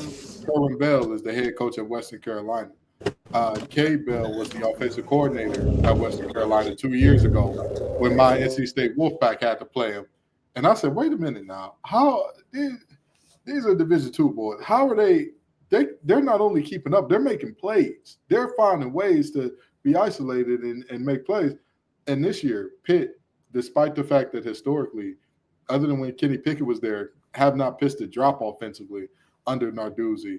All of a sudden, they're one of the best offenses in the nation in the past couple of years with these freshman quarterbacks, might I add. Last year, Eli Holstein, we darn near had to rename ACC Freshman of the Year after him, the way he kept racking those things up.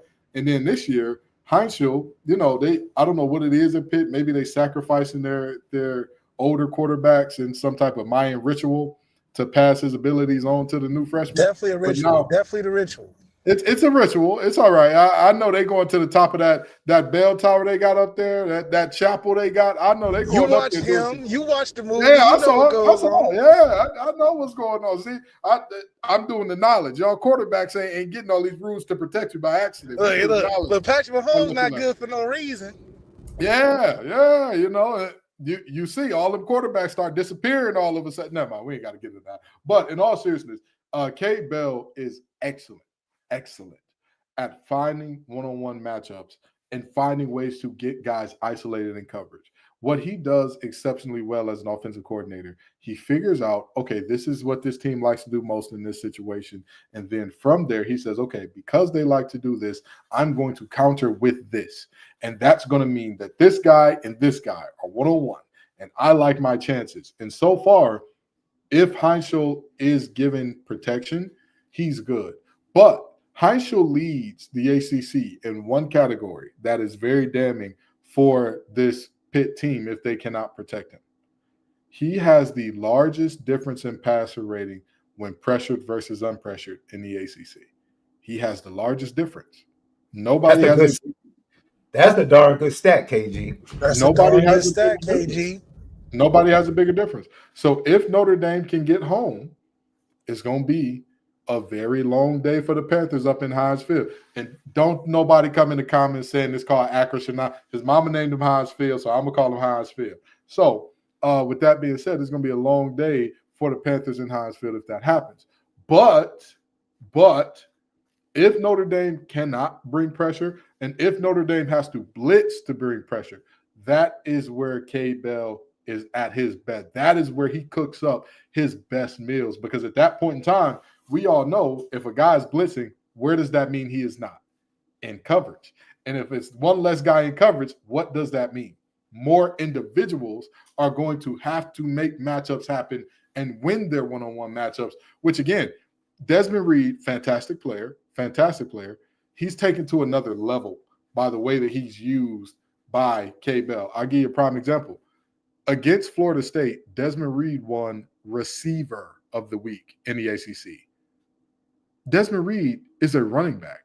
He's listed as a running back, and he won Receiver of the Week against Florida State. How did he do it? Because they knew that Florida State loves to run cover two. Now, when you run cover two, especially man, what route is going to be wide open all day long? Angle routes to the running back. Why? Because it leaves you with one linebacker, one running back, middle of the field. Both of your safeties are at the different, at the hash and wider, taking any deep threats. So that angle is, if that linebacker can't cover it, pack in the mail, it's gone, which is what it was all game for Des Reed. So ultimately, I see the facts of this game being, can Notre Dame generate pressure? If so, you're just fine. Offensively, I think that this is going to be a tough task for Notre Dame because the Sharks are phenomenal. Those linebackers are, oh my God. Listen, Kyle Lewis, phenomenal. Biles, phenomenal. These guys can go, okay? Y'all may have one of the best running back duos in the nation, but this linebacking core, if you can't climb to the second level quickly, you're going to have problems. And Pitt has had some injury problems that hurt them in one way but help them in another. They're down about 4 or 5 DNs. So you know what they've had to do? Slide D tackles out to DN. Now, how could that possibly help a team, Kenton? I'll answer. What do you think bigger guys are better at than their smaller counterparts? Anchoring against the run. So in this game, I think that CJ Carr will have to be the catalyst. Don't get me wrong. Notre Dame is Notre Dame. Obviously, y'all offensive line brings what you bring, and there is never a day where I look at Notre Dame's offensive line like, hey, are they the weakness? Are they the drama? That's not going to be the case. But if I'm looking at this team and saying, where is Pitt most malleable? Malik and I just both talked about how if I'm an offensive coordinator, Mills concept, I know it's going to be there all day. You're telling me that they don't got nothing for this? They never come up with anything to cover this? I'm licking my chops. All I got to do is get number 3 to the flats. Okay. Oh, that's good braised oxtail right there. Oh, that's that fall off the bone rib right there. Oh, that's good eats. That's the greens with the smoked turkey necks in it right there. That's what that is. Because, again, you've got to lick your chops knowing Pat Narduzzi is going to bring what he brings, and what he brings is what he brings. He's not changing it. He's not compromising it. He just is who he is, which gives Notre Dame an advantage in a passing game. But as far as running the ball goes, I would expect this to be a game where you have to pass to set up the run more than the inverse. That's pretty That's pretty good. See, We really your analysis, KG, is top notch, man. I'm lucky we're getting you for the free, man. I know you're gonna get that big check coming soon.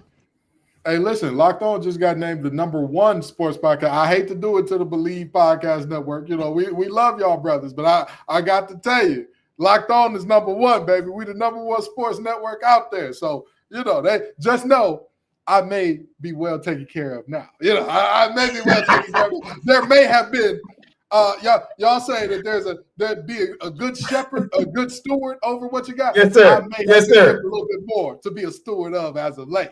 Shout out to David Lott. That's right. Shout out to David Lott. He's a That's contract right. killer. He's a contract killer. That's my guy.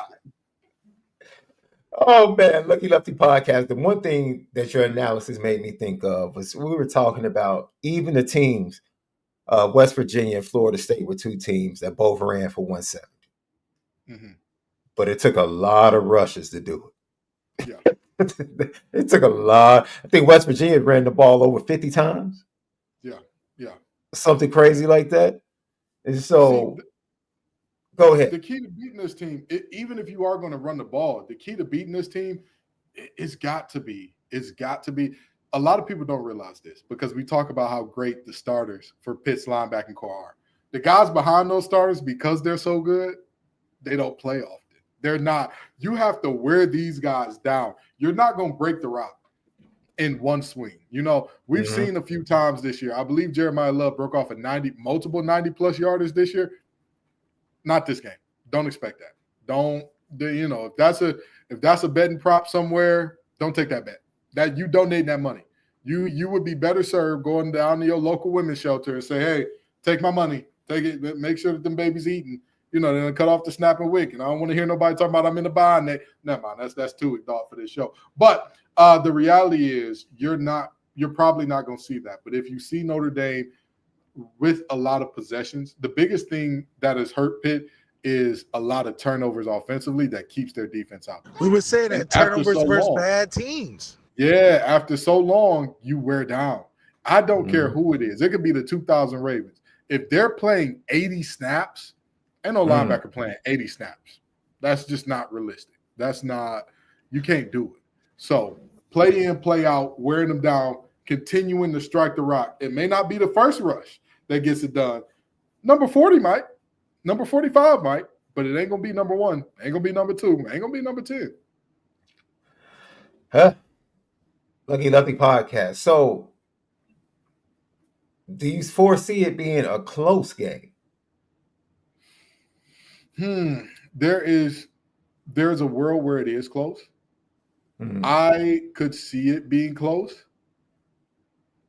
My biggest concern is Notre Dame's pass rushers have stepped up in a very meaningful way this year. I mean, those boys have been humming. And the interesting thing about it is, y'all know this, Notre Dame don't blitz a ton. So if you are getting home without having to blitz that much, what does that mean? It means that your front four is cooking. They're doing special things up front. If their front four can get home against HEINTSCHEL, you've got a shot. There's not a world where you don't have a shot against this team because, like I've already said, when pressured, that's when he shows you that he's a freshman. When that pocket is clean, he looks like that. When that pocket is clean, he looks like that guy that could be a first rounder in a few years. He looks like that guy that, he walk around campus, everybody know his name, and, every pretty lady want to be on his arm and all that. You apply a little pressure to him, and all of a sudden, he looked like one of them guys from Blue Mountain State. He looked like one of the extras in the CW show trying to throw the football. So that to me is probably the biggest thing that I would say. If Notre Dame gets home a lot, this game will not be close. However, if Notre Dame's pass rush looked like it looked, let's say, a year and a half ago, 2 years ago, this is going to be a duel. It's going to be a battle, and it may not end the way you want because when you're the better team, you got to know, break teams' will early. Get right, church, and let's go home. That's what you're supposed to do when you're on the road. Silence that crowd, get right, and get out of there. But if you let Pitt hang around, just let them keep it close. Let them keep it close. They're at home. Everybody's talking about their head coach. oh, nobody believes in us. Everybody's disrespecting us. Da, da, da, da.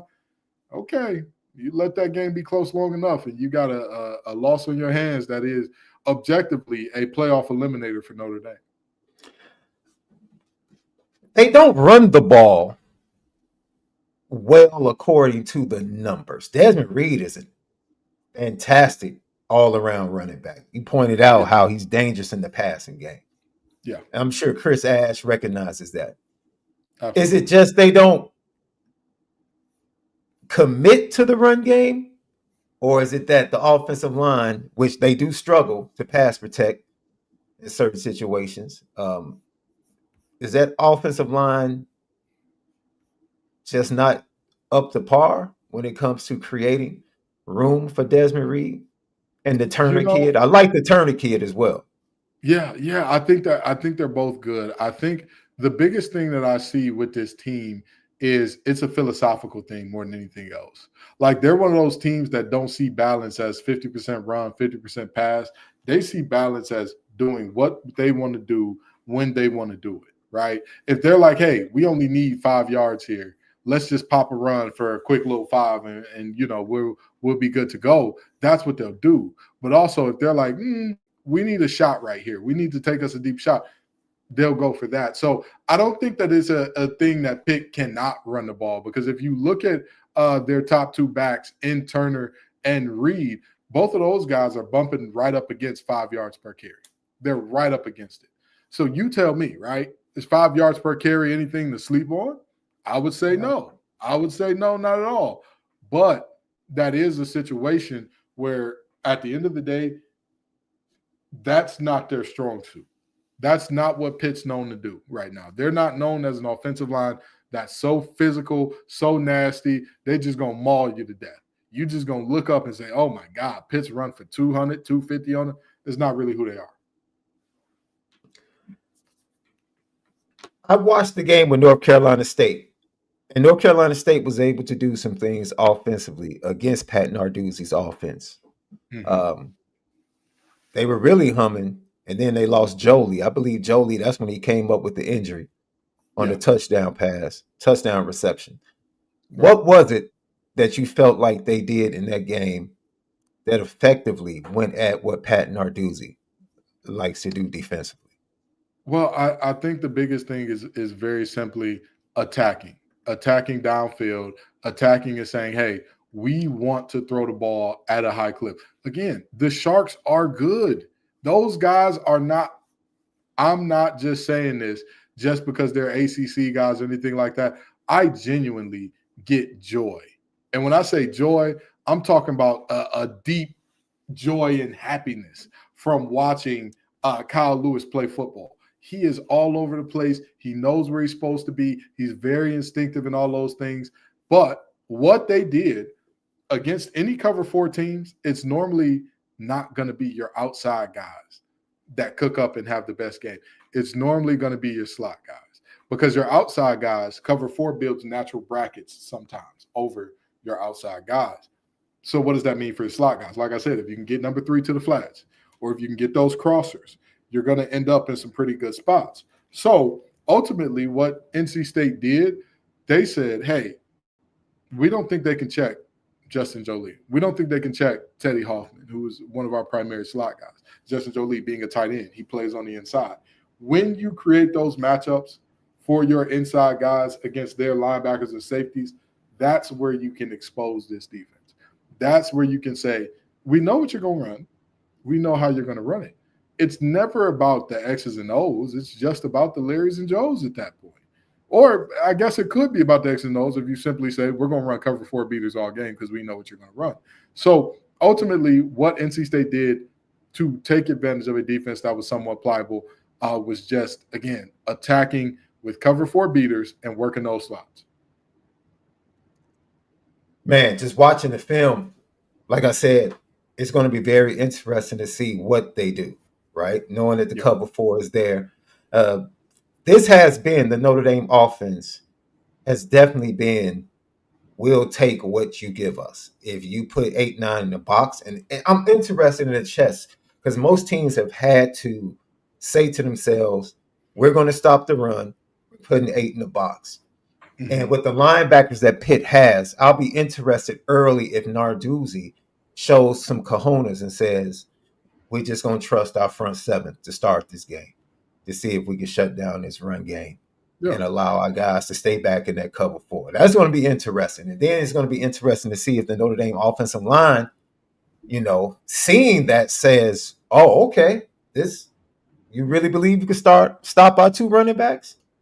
Yeah. It's going to be interesting. Well, I mean, Sean, you've seen Pitt play Notre Dame before, and Notre Dame has always had a prolific running game. Did he not lead too high in the end? True that. Narduzzi is who he is. Love him or hate him, love pineapple on pizza, hate pineapple on pizza. It is what it is. It is what it is. You know what's there. You know it's going to be the flavor that it's going to be. Narduzzi is who he is. He don't really – and the thing is, this is why I say he's the best coach and the worst coach, because he won't change to his positive sometimes. Where you're like, man, you stuck with your guns and it worked out for you.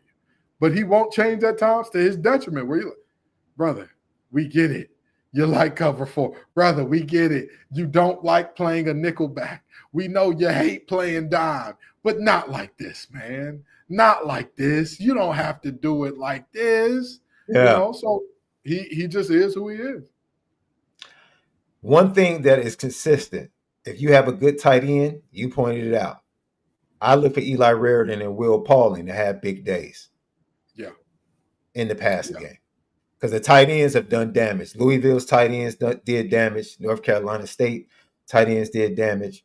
So the slot for Florida State, you were spot on with that. Because last week, this is the thing about Notre Dame's pass offense. I think I read the stats. They have eight guys, probably will end up with 9. 8 guys that have receiving touchdown. They have 5 guys with pass receptions over 40 yards. They have 6 wide receivers that are on pace to have more than 30 receptions. So their passing attack with CJ Carr, I almost struggle with that, like really talking about how good CJ Carr is in dissecting defenses, or is that Mike Denbrock's play calling, or is it just the collaborative of this passing offense that is not just one guy you have to shut down? Oh, we have to shut down Jordan Faison. We have to shut down Malachi Fields. We have to shut down this guy. No, the running backs, Jeremiah Love is going to have over 30 receptions. So I'm telling you, it's a lot. This is a great chess matchup, in my opinion, when it comes to the coordinators on Saturday. Great chess matchup. Can't wait to, like, the linebackers. I have yet to see Notre Dame face a more aggressive front 7 coming downhill than they'll see on Saturday. Like, we talk about what HEINTSCHEL hasn't seen. Yeah. They haven't seen an aggressive front 7 like this. They have. And again, I have a love-hate relationship with Pitt's film, because when you watch those linebackers, when they're against the run, it is exciting. It is it's the type of stuff that gets you going. And then when you watch some of their concepts in pass coverage, you're just like, Patrick. Can I call you Patrick? I'm gonna call you Patrick. Why are we doing it like this? Why?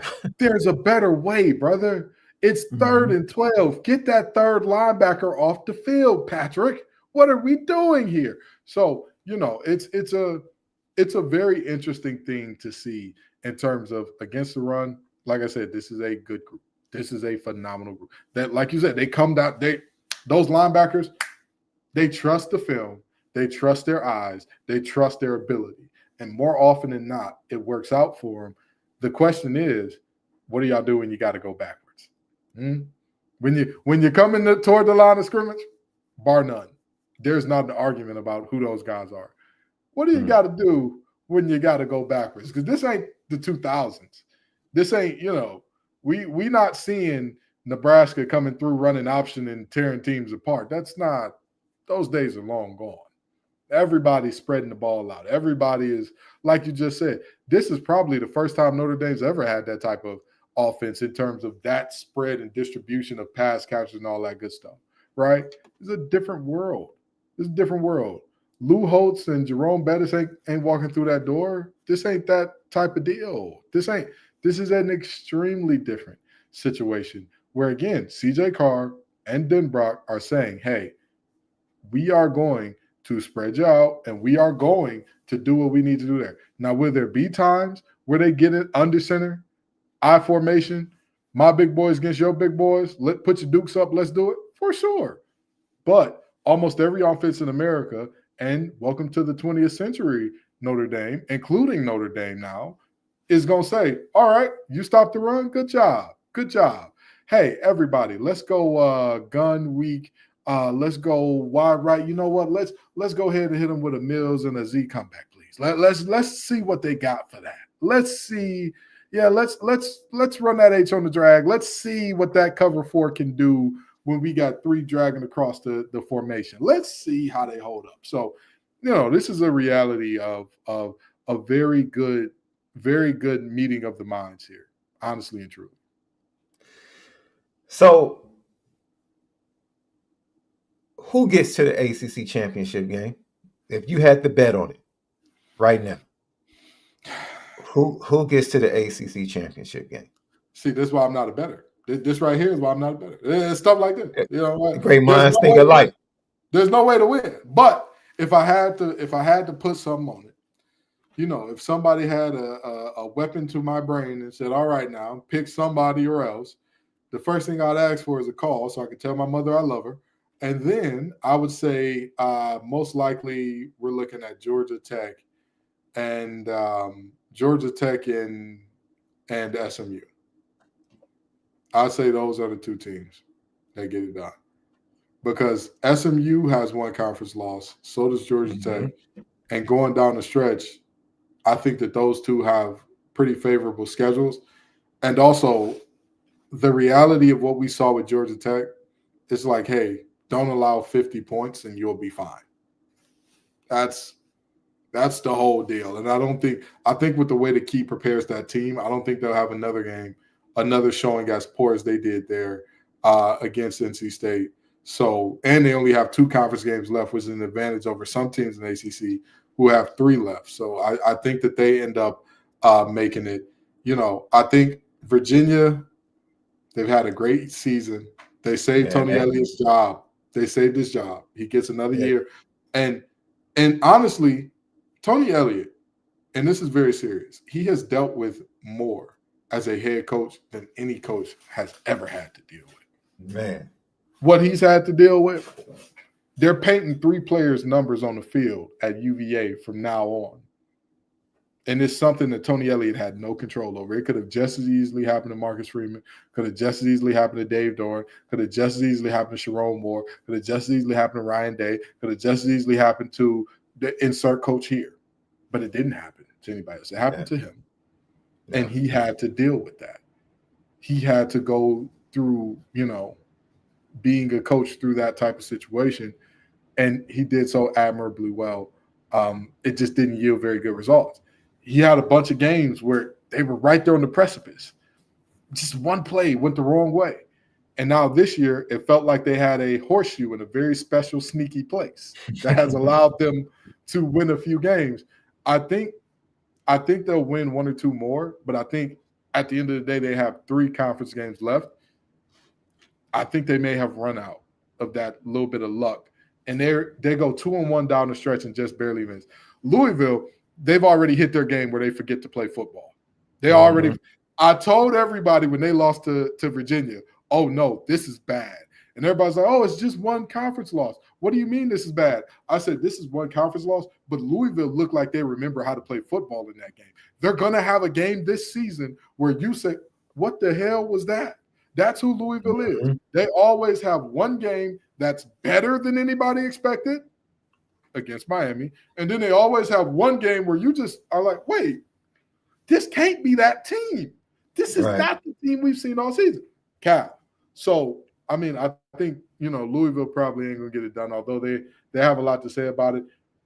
And at the end of the day, I look at the ACC conference and I say to myself, national perception is really destroying this conference because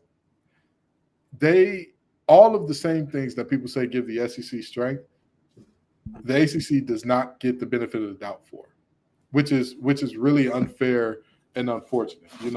With the SEC, it's strength when Florida beats Texas, and Florida is a team that everybody and their mama in terms of good ACC teams and whatnot, everybody's beaten.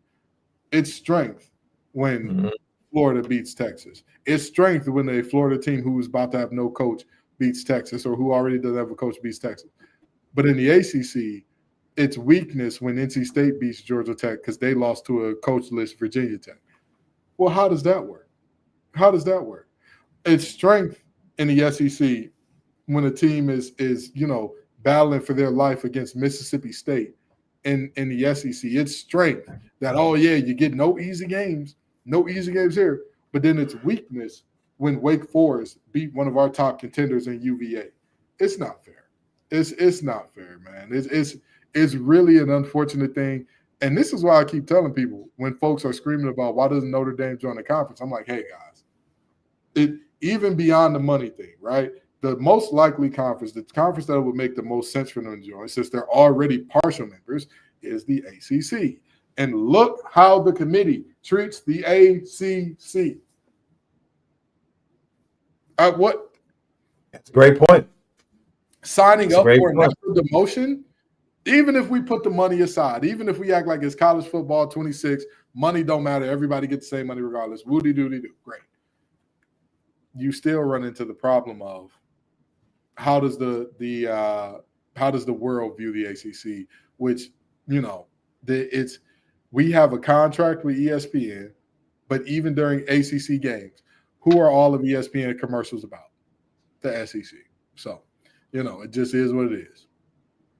Are you taking as much joy as I am in the demise of Clemson this year? I love it. I'm loving seeing Dabo screaming on the sideline. You know what, though? It goes to your point of that national perception. That was the anchor of any type of national perception. It was Clemson, right? Yeah. And then you were hoping 2 years ago when Florida State looked like they were being resurrected as a program under Mike Norvell, you felt like, okay, we got something here moving forward. You add in an up-and-coming SMU, you were like, yo, the ACC could become a more nationally recognized and respected conference. And then all of a sudden, the two teams that just acted like petulant children in Florida State and Clemson this summer, trying to get away from the conference, are trash. Like you were trying to you're literally trying to look down upon everybody else in the conference.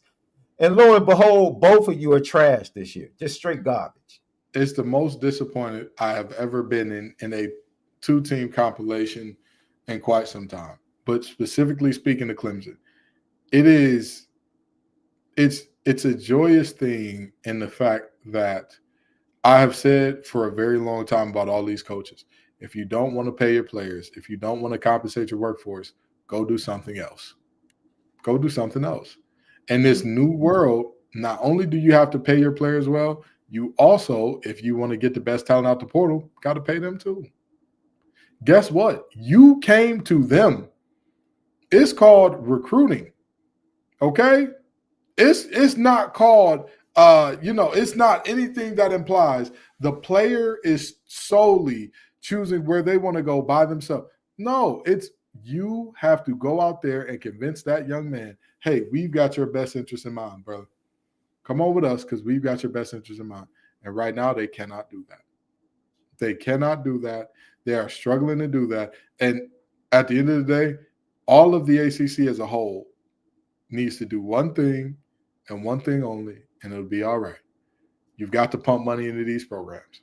You have got to stop being cheap. You have got to stop saying, oh, well, we just don't got it. Well, do you know who does have it?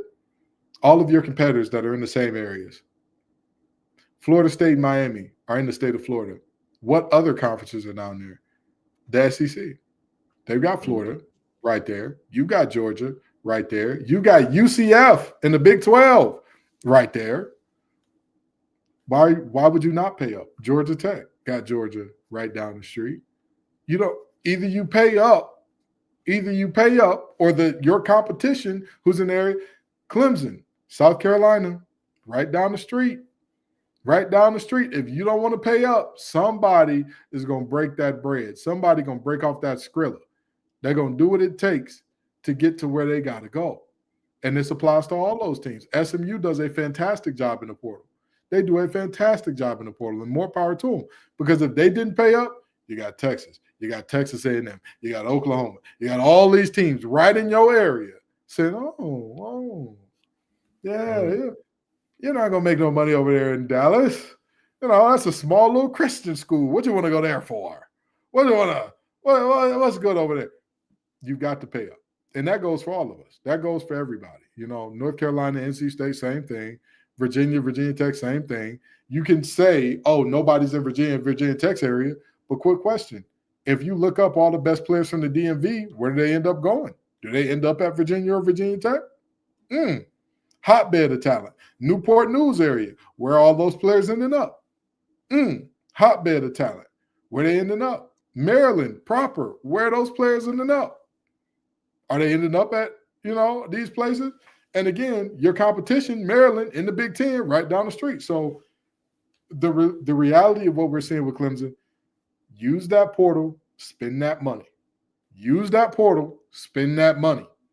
Trying to hoard it and we're not gonna spend stupidly and we're family. We believe in family. Come be a part of our family. Hey, let me tell you this, Sean. You are a working man, right? You got jobs outside of this podcast, right? Yes, sir. Now, if any of your jobs told you we were gonna pay you in family bucks, how would that work out for you? I don't think that would go too well for them. Yeah. Yeah, same with me. Like I said, shout out to David Locke. The Locked On podcast host just got taken care of in a very meaningful way. Okay, but guess what? If he told me spoke to David Locke one time, it was actually a good conversation. Good dude. Yeah. He's a good man, Savannah. But if you're trying to pay me in family bucks, baby, I ain't got nothing for you. You don't take Monopoly money, bro. Well, if my landlord takes Monopoly money, I hear, and I'm in the house buying process too now. I'm looking at houses in the area. So once these homeowners who are selling their homes, once they start taking Monopoly money, I'll walk in there with my best top hat and cane on, say, "Hello, sir. I fancy myself to be a home buyer with all cash offer." Open up the briefcase, got pink money, blue money, green money, all that good stuff in there. Yes, sir. I would like to give you this money for this house. Well, you had to punt the spec. The spectacle got to be equipped. The spectacle got to be equipped. It got to be equipped. With the monocle, with the little chain that go in there.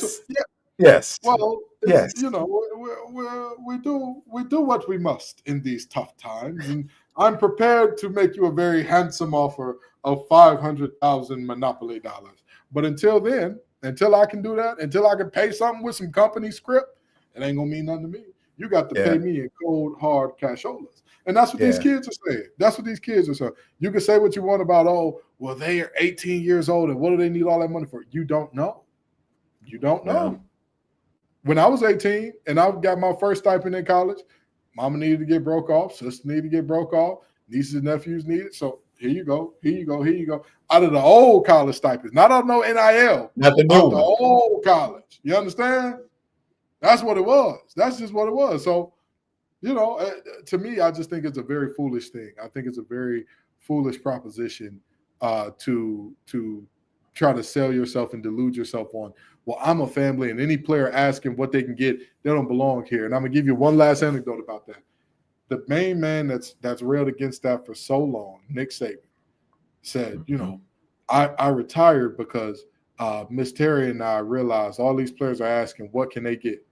Nick, you had an agent, Jimmy Sexton to be exact. If any of you know about Jimmy Sexton don't sit down at that table and say, how can my coach help your university? How can he? That's not what he's asking. He sits down at that table and says, where's the casholas? Where's the money's at? And for Nick Saban, the man who railed against this the most, he had a specific clause in his contract that guaranteed he'd be paid on pace with the top 5 head coaches in America or the top 3 in the SEC, whichever was higher. So I'm going to just leave that information where it is. All these coaches who are talking out of one side of their mouth, oh, these players, so selfish. They just want money. They just want money. Oh, it's all about the money. I don't remember Nick Saban ever saying, take some of that money back. The science department needs it. Yeah. Take some of that money back. The Health and Human Services part of Alabama's campus needs. Take some of that money back. The city of Tuscaloosa could use that to brighten up the housing for the unhoused right now. I never heard of that. Jimmy Sexton walked in there and said, this is my guy's value. Show him how valued he is or we'll walk. Yeah, like Indy Milton fan, see, most people would believe what you just put in the chat. Coaches get fired, though. What are you talking about? There's no wait, literally, Marcus Freeman sat with Tyler Buckner and Drew Pine and told both of them, you might want to think about going elsewhere because we're going to the portal. And they went and got Sam Hartman. If that's not a nice way of saying, hey. There is literally no better job than being a fired head football coach in America. There's no better continue job. to get paid. You continue They to gotta get paid. pay you. Whatever they said that contract was, they gotta pay it. Right. It's literally taking LSU to court. Hello? This ain't no. It looks like he's going to win the case, by the way. Listen, all I'm saying is this. There is, to me, it is very simple. If coaches go back to saying, you know what, I'll take a reasonable, moderate salary. Absolutely. And by reasonable and moderate, I do still mean in the top 10%, 10 to 15% of earners in America. By reasonable and moderate, I mean if every coach says, all I need to make is $200,000. Like the top coaches, like there's a coaching cap of $200,000, I'll hear you out. Because nobody can say $200,000 ain't a good amount to live on. Nobody can say, oh, you struggling, you jacking for beats at $200,000. Nobody can say that. But you just don't get a third yacht. You just don't get the summer house in Marietta, Georgia. That's all. So, you know, it is what it is. And again, do I feel bad for Dabo? Not really. Have I enjoyed Clemson losing? It's been a yes and a no, because it's like, oh, look at you. You don't want to pay. No, the Dabo specifically said when players start getting paid, I'll go do something else. He wasn't lying, apparently. He just didn't tell y'all, I'm not gonna quit outright. I'm not gonna quit. Right. I'm a kind of quit. I'm a semi-quit before I go do something. So man, it's so funny. If you go to FanDuel.com right now, Georgia Tech is the odds-on favorite to be the championship game winner in the ACC. That's plus 200, plus 340. Duke is second at plus 340. SMU is at plus 430. Pitt is at plus 700. Virginia is at plus 750. And the Miami Hurricanes are at plus 1200. You can find that and much more over at FanDuel. Download the FanDuel app or simply go to FanDuel.com. My guy, Indy Milton fan, I'm just going to explain it like this. Scholarships are 1 year renewable scholarships. Mm-hmm. There's no such thing as a 4-year. There's no such thing as a 4-year scholarship. At the end of the year, everyone is evaluated of whether or not they're going to be back at the program. It's been like that before the money, and it's like that after the money. So to compare what players have to go through when coaches can literally get fired and for the next 10 years get paid millions of dollars for absolutely doing nothing. No, it is. He played college football. How are you going to say it's not true? He actually knows. And here's the thing about it that I find most interesting, right? I'm not, and this is not to be disrespectful to nobody. This is not Indy Milton fan. We could have a disagreement on opinion about this, and I still think you're a great person and all that. But this is just a true fact. The better you are, the more lenient you get for certain things. And that means that you have to not make mistakes if you are not a good player, which is one part of it. But I have heard of, and I'm telling you, heard of. I like how you put that. I like how you put that. I have heard of up close and personal guys that I played with in high school and even some in college that transferred elsewhere. And this is hand on the Bible. If I'm lying, may God take my life right now. Players who not only were told you need to go somewhere else, but when those players did not go somewhere else, there was intentional collusion between those head coaches and their academic advisors to ensure that they did not have enough credits to meet their academic standards progress. So then they have a cause to terminate. That's all I'm saying. I'm not saying that every coach is dirty and doing players dirty. I'm not saying that.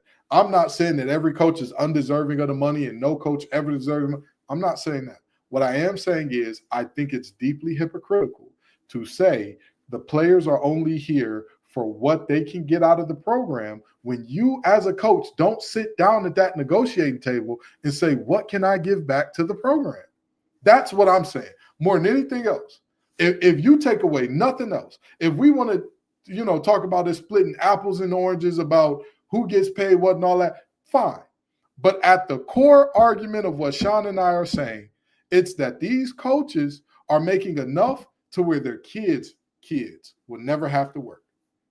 Let's be very real about that. Nick Saban's made enough to where he don't even got to be a great steward. He could do all right financially. He could make a couple terrible decisions with his money. And for the most part, his kids will probably not have to work very hard to be well taken care of. As opposed to these players who you're talking to a guy that has a surgically repaired bicep, got a scar right here because I didn't know it was torn, so I kept playing, and it rolled up into my shoulder. 2 torn Achilles, and is telling you this right now. This ain't no disrespect to those coaches. Again, I'm not saying this is America, baby. It's capitalism. Whatever somebody will pay you, that's what your value is. But to say that, it's not hypocritical of a coach to have an agent go in and negotiate for him and then say players only asking what they can get, I think that's foolish. I honestly and truly do. Because guess what? Even if we take away the money, if I'm a player and I'm saying, can you get me to the league? Is that not still a player asking what you can do for me? If I'm a player and I say, I want to play in big time games, I want to play on national TV, I want Granny to watch me and Granny to live 4 states away. Is that still not asking, hey, what can you do for me? But now it's different because it's money. This is a differently type of selfish kid. No, it's the same as it's ever been. As much as people are allowed to take, they will attempt to take. And that's what this is. That's what this is. I don't blame the coaches for going out there, getting an agent. I don't blame Jimmy Sexton for going and negotiating all these big old contracts. I don't blame him. It's his job. That's what he's going to do. KG, this is my issue. It's simple.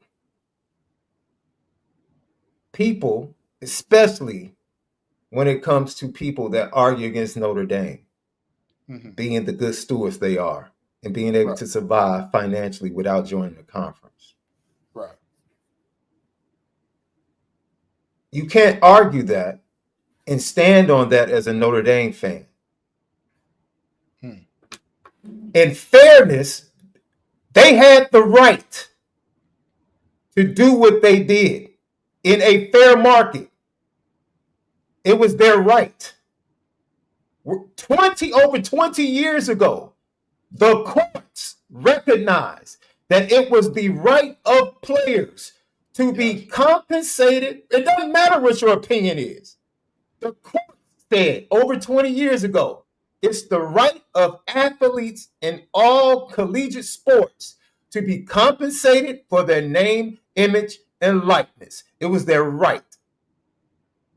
And the NCAA, in its ignorance and lying, trying to stand behind amateurism as if football hasn't been about business from day one.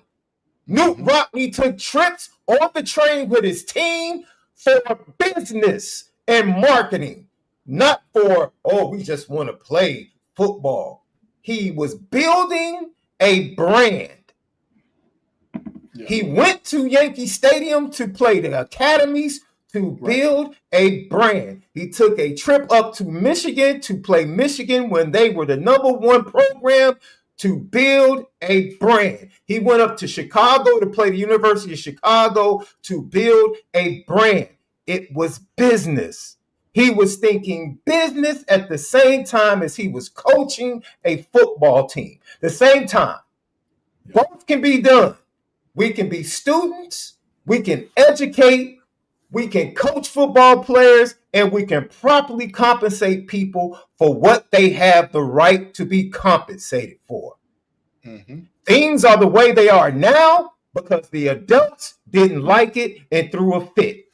If they had been the adults and put guardrails on it 20 years ago, they wouldn't be compensated the way they're being compensated now. No. But they didn't want to share and didn't want to abide by what the courts said. That's the issue. It's not the kids' fault we're in this position. It's the adults' fault. And let's go even further back.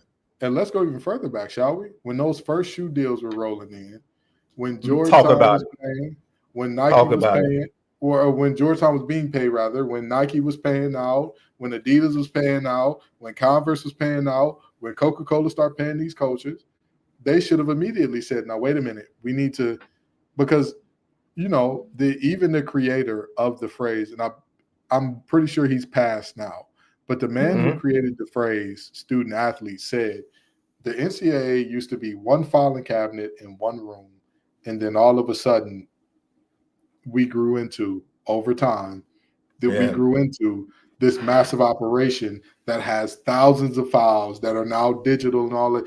It's a business. It's a business. So, you know, again, we can have different opinions on this and, you know, whatever your opinion is what your opinion is, but the law is also what it is. The law is also what it is, right? Like, I have certain opinions about what should be done and whether or not it should be a felony or a misdemeanor for somebody to take food that was about to be expired or thrown out. I have opinions on that. Ken's opinion don't matter in the court of law. My opinion don't matter to the rest of the world. Did you fall under the guidelines to go back and get? So I got one check, but I didn't get the NIL check. I was right before NIL. Right before. Okay. Yeah, man. I just barely missed it. But no, it is. Look, man, it's not up to kids. To find the solutions. Yeah. And again, here's the thing. Milton, I actually don't disagree with what you're saying. I actually don't disagree that this is turning into flat out pay for play. I 1,000% agree to that. But what I want to make clear is if everybody in a sport is a professional, and if everybody around the sport is getting paid, how can you tell the people that are getting their bodies broken up, you're the only non-professional? Your coaches are professionals. Reese Davis ain't taking no college credits for what he does. Kirk Herbstreit ain't taking no college credits for what he does. All. Bill Belichick ain't taking no college credits to be that coach. His girlfriend might, but he ain't. Yeah, that ain't what that is. So it's confusing to me. The head trainers, they're professionals. Everybody's a professional, but the people that are going to walk away from this. And this is, again, just the true fact. Everybody in the defensive line room that I played in, we all got something that's a little off. Me personally, 2 torn Achilles. I can never jump or run as fast as I used to. Never. I'll never come close to what I was my senior year of high school because I tore my Achilles my true freshman year, and then I got less explosive, and then it happened again, even less explosive than I was before that. Yeah, that's just what it was. I got teammates that had stingers that are like, they now randomly – one of their hands just starts tingling. That just out the blue. I got guys that, you know, one of my teammates said that he was crying because he left his job that was like 3 exits down from his house and he could not figure out where home was. And the crazy thing is the amount of players with that story, I thank God every day that I wake up and I'm like, oh yeah, I know where I'm at for the most part at all times. Like so this is not a matter of like, you know, is NIL actual legitimate brand deals? It's not for the most part. I'll acknowledge that. I'm not going to sit up here and lie to you. So this isn't pay for play. It is pay for play. But to me, if everybody's a professional and it's $1 billion business, people should be getting paid. People should be getting paid. This is my thing. And then I see what's good for the goose is good for the gander. Right. Right. Once again, don't tell me Notre Dame needs to join a conference and members of certain conferences are talking about getting private equity. Michigan, USC. You just got a brand new TV deal with the Big Ten. Here's Michigan, USC talking about going independent because they don't like what's going on. So that lets me know it's about money. This ain't about conference, equity, fairness. Stop lying to the people. Stop lying. Yeah. It's about money. Who can get the best deal? Where can we grow more revenue? And if the adults are thinking like that, why would you require the kids to think like that? Exactly. And it's not though. Everything rolls downhill. If we're not going to have that at the top with the adults and the people making the decisions, then don't put that on the kids. I don't want to hear nothing about capping because you're not capping. You're not capping Michigan trying to go find some private money. You're not capping USC. They're in the conference. They're in the deal. Nobody's capping them. But now we got to cap the kids. No, everybody needs to be on the same page. If we're going to have integrity, then everybody needs to be integral. Yeah, I agree. I agree. If we're going to have a system where everybody's integral and telling the truth about what it is and saying, hey, we're trying to make the most money, then go do that. I agree. Everybody move in unison. I have no problem. When you said, like you said, when there's hypocrisy, when you're trying to tell the kids to operate one way, and then you're able to operate however you want to, the entire Big 12 conference looking for property equity, private equity, it's ridiculous. What are we talking about? It's ridiculous. But we require the kids to be better. Yeah. We don't require the adults to be better, but we want the kids to be better. Nah, I'm not until the system is fair across the board. I don't want to hear anything about these kids, what they're getting paid, because they're getting paid pennies on the dollar in comparison to these coaches, in comparison to these ADs, in comparison to these presidents, in comparison to the revenue that's coming in. I don't want to hear anything about these kids. And watch this. The higher up you go, the harder it is to fire you. A player, absolutely. It's easy. It's easy to get rid of your scholarship. Easy to get rid of you. A head coach, oh yeah, we got to pay your buyout, whatever, sure. The Brian Kelly situation. Exactly. They couldn't even find their cause. Yeah. AD, you try to get rid of one of them if you want. You're going to need the board of regents, Lord forbid, public school. Now you need the whole, this ain't just so it is what it is. Hey, listen, if I got to give you a prediction for this Notre Dame and Pitt game, I'm going to say this. Give it to me so we get out of here. I think Pitt is going to give y'all a good run for your money. However, I think that the athletes y'all have are just too much. And I think when you talk about a freshman quarterback, two freshman quarterbacks, the question isn't going to be about which freshman is better. It's going to be about the supporting cast and who's better. And I think Notre Dame has a better supporting cast than Pitt. So I'm going to go 35-20 Notre Dame. I think 35-20 Notre Dame. And I think it's going to be a situation where ACC refs are going to give somebody a pretty bad beat in getting Notre Dame to that to cover that, because the spread right now is what? Is it 11 and a half? 11 and a half. Oh, so never mind. 35-20. Yeah, yep. 35-20. Somebody gonna need a bad beat. And I think Notre Dame covers off a real bad beat. And all of a sudden, whole lot of gamblers out there looking pissed. By the way, if you do choose to put a little something on this game, do so responsibly. KG out, folks. Okay, KG, Ken Gibbs right here, Lucky Lefty Podcast. We'll see you guys tomorrow for another great edition.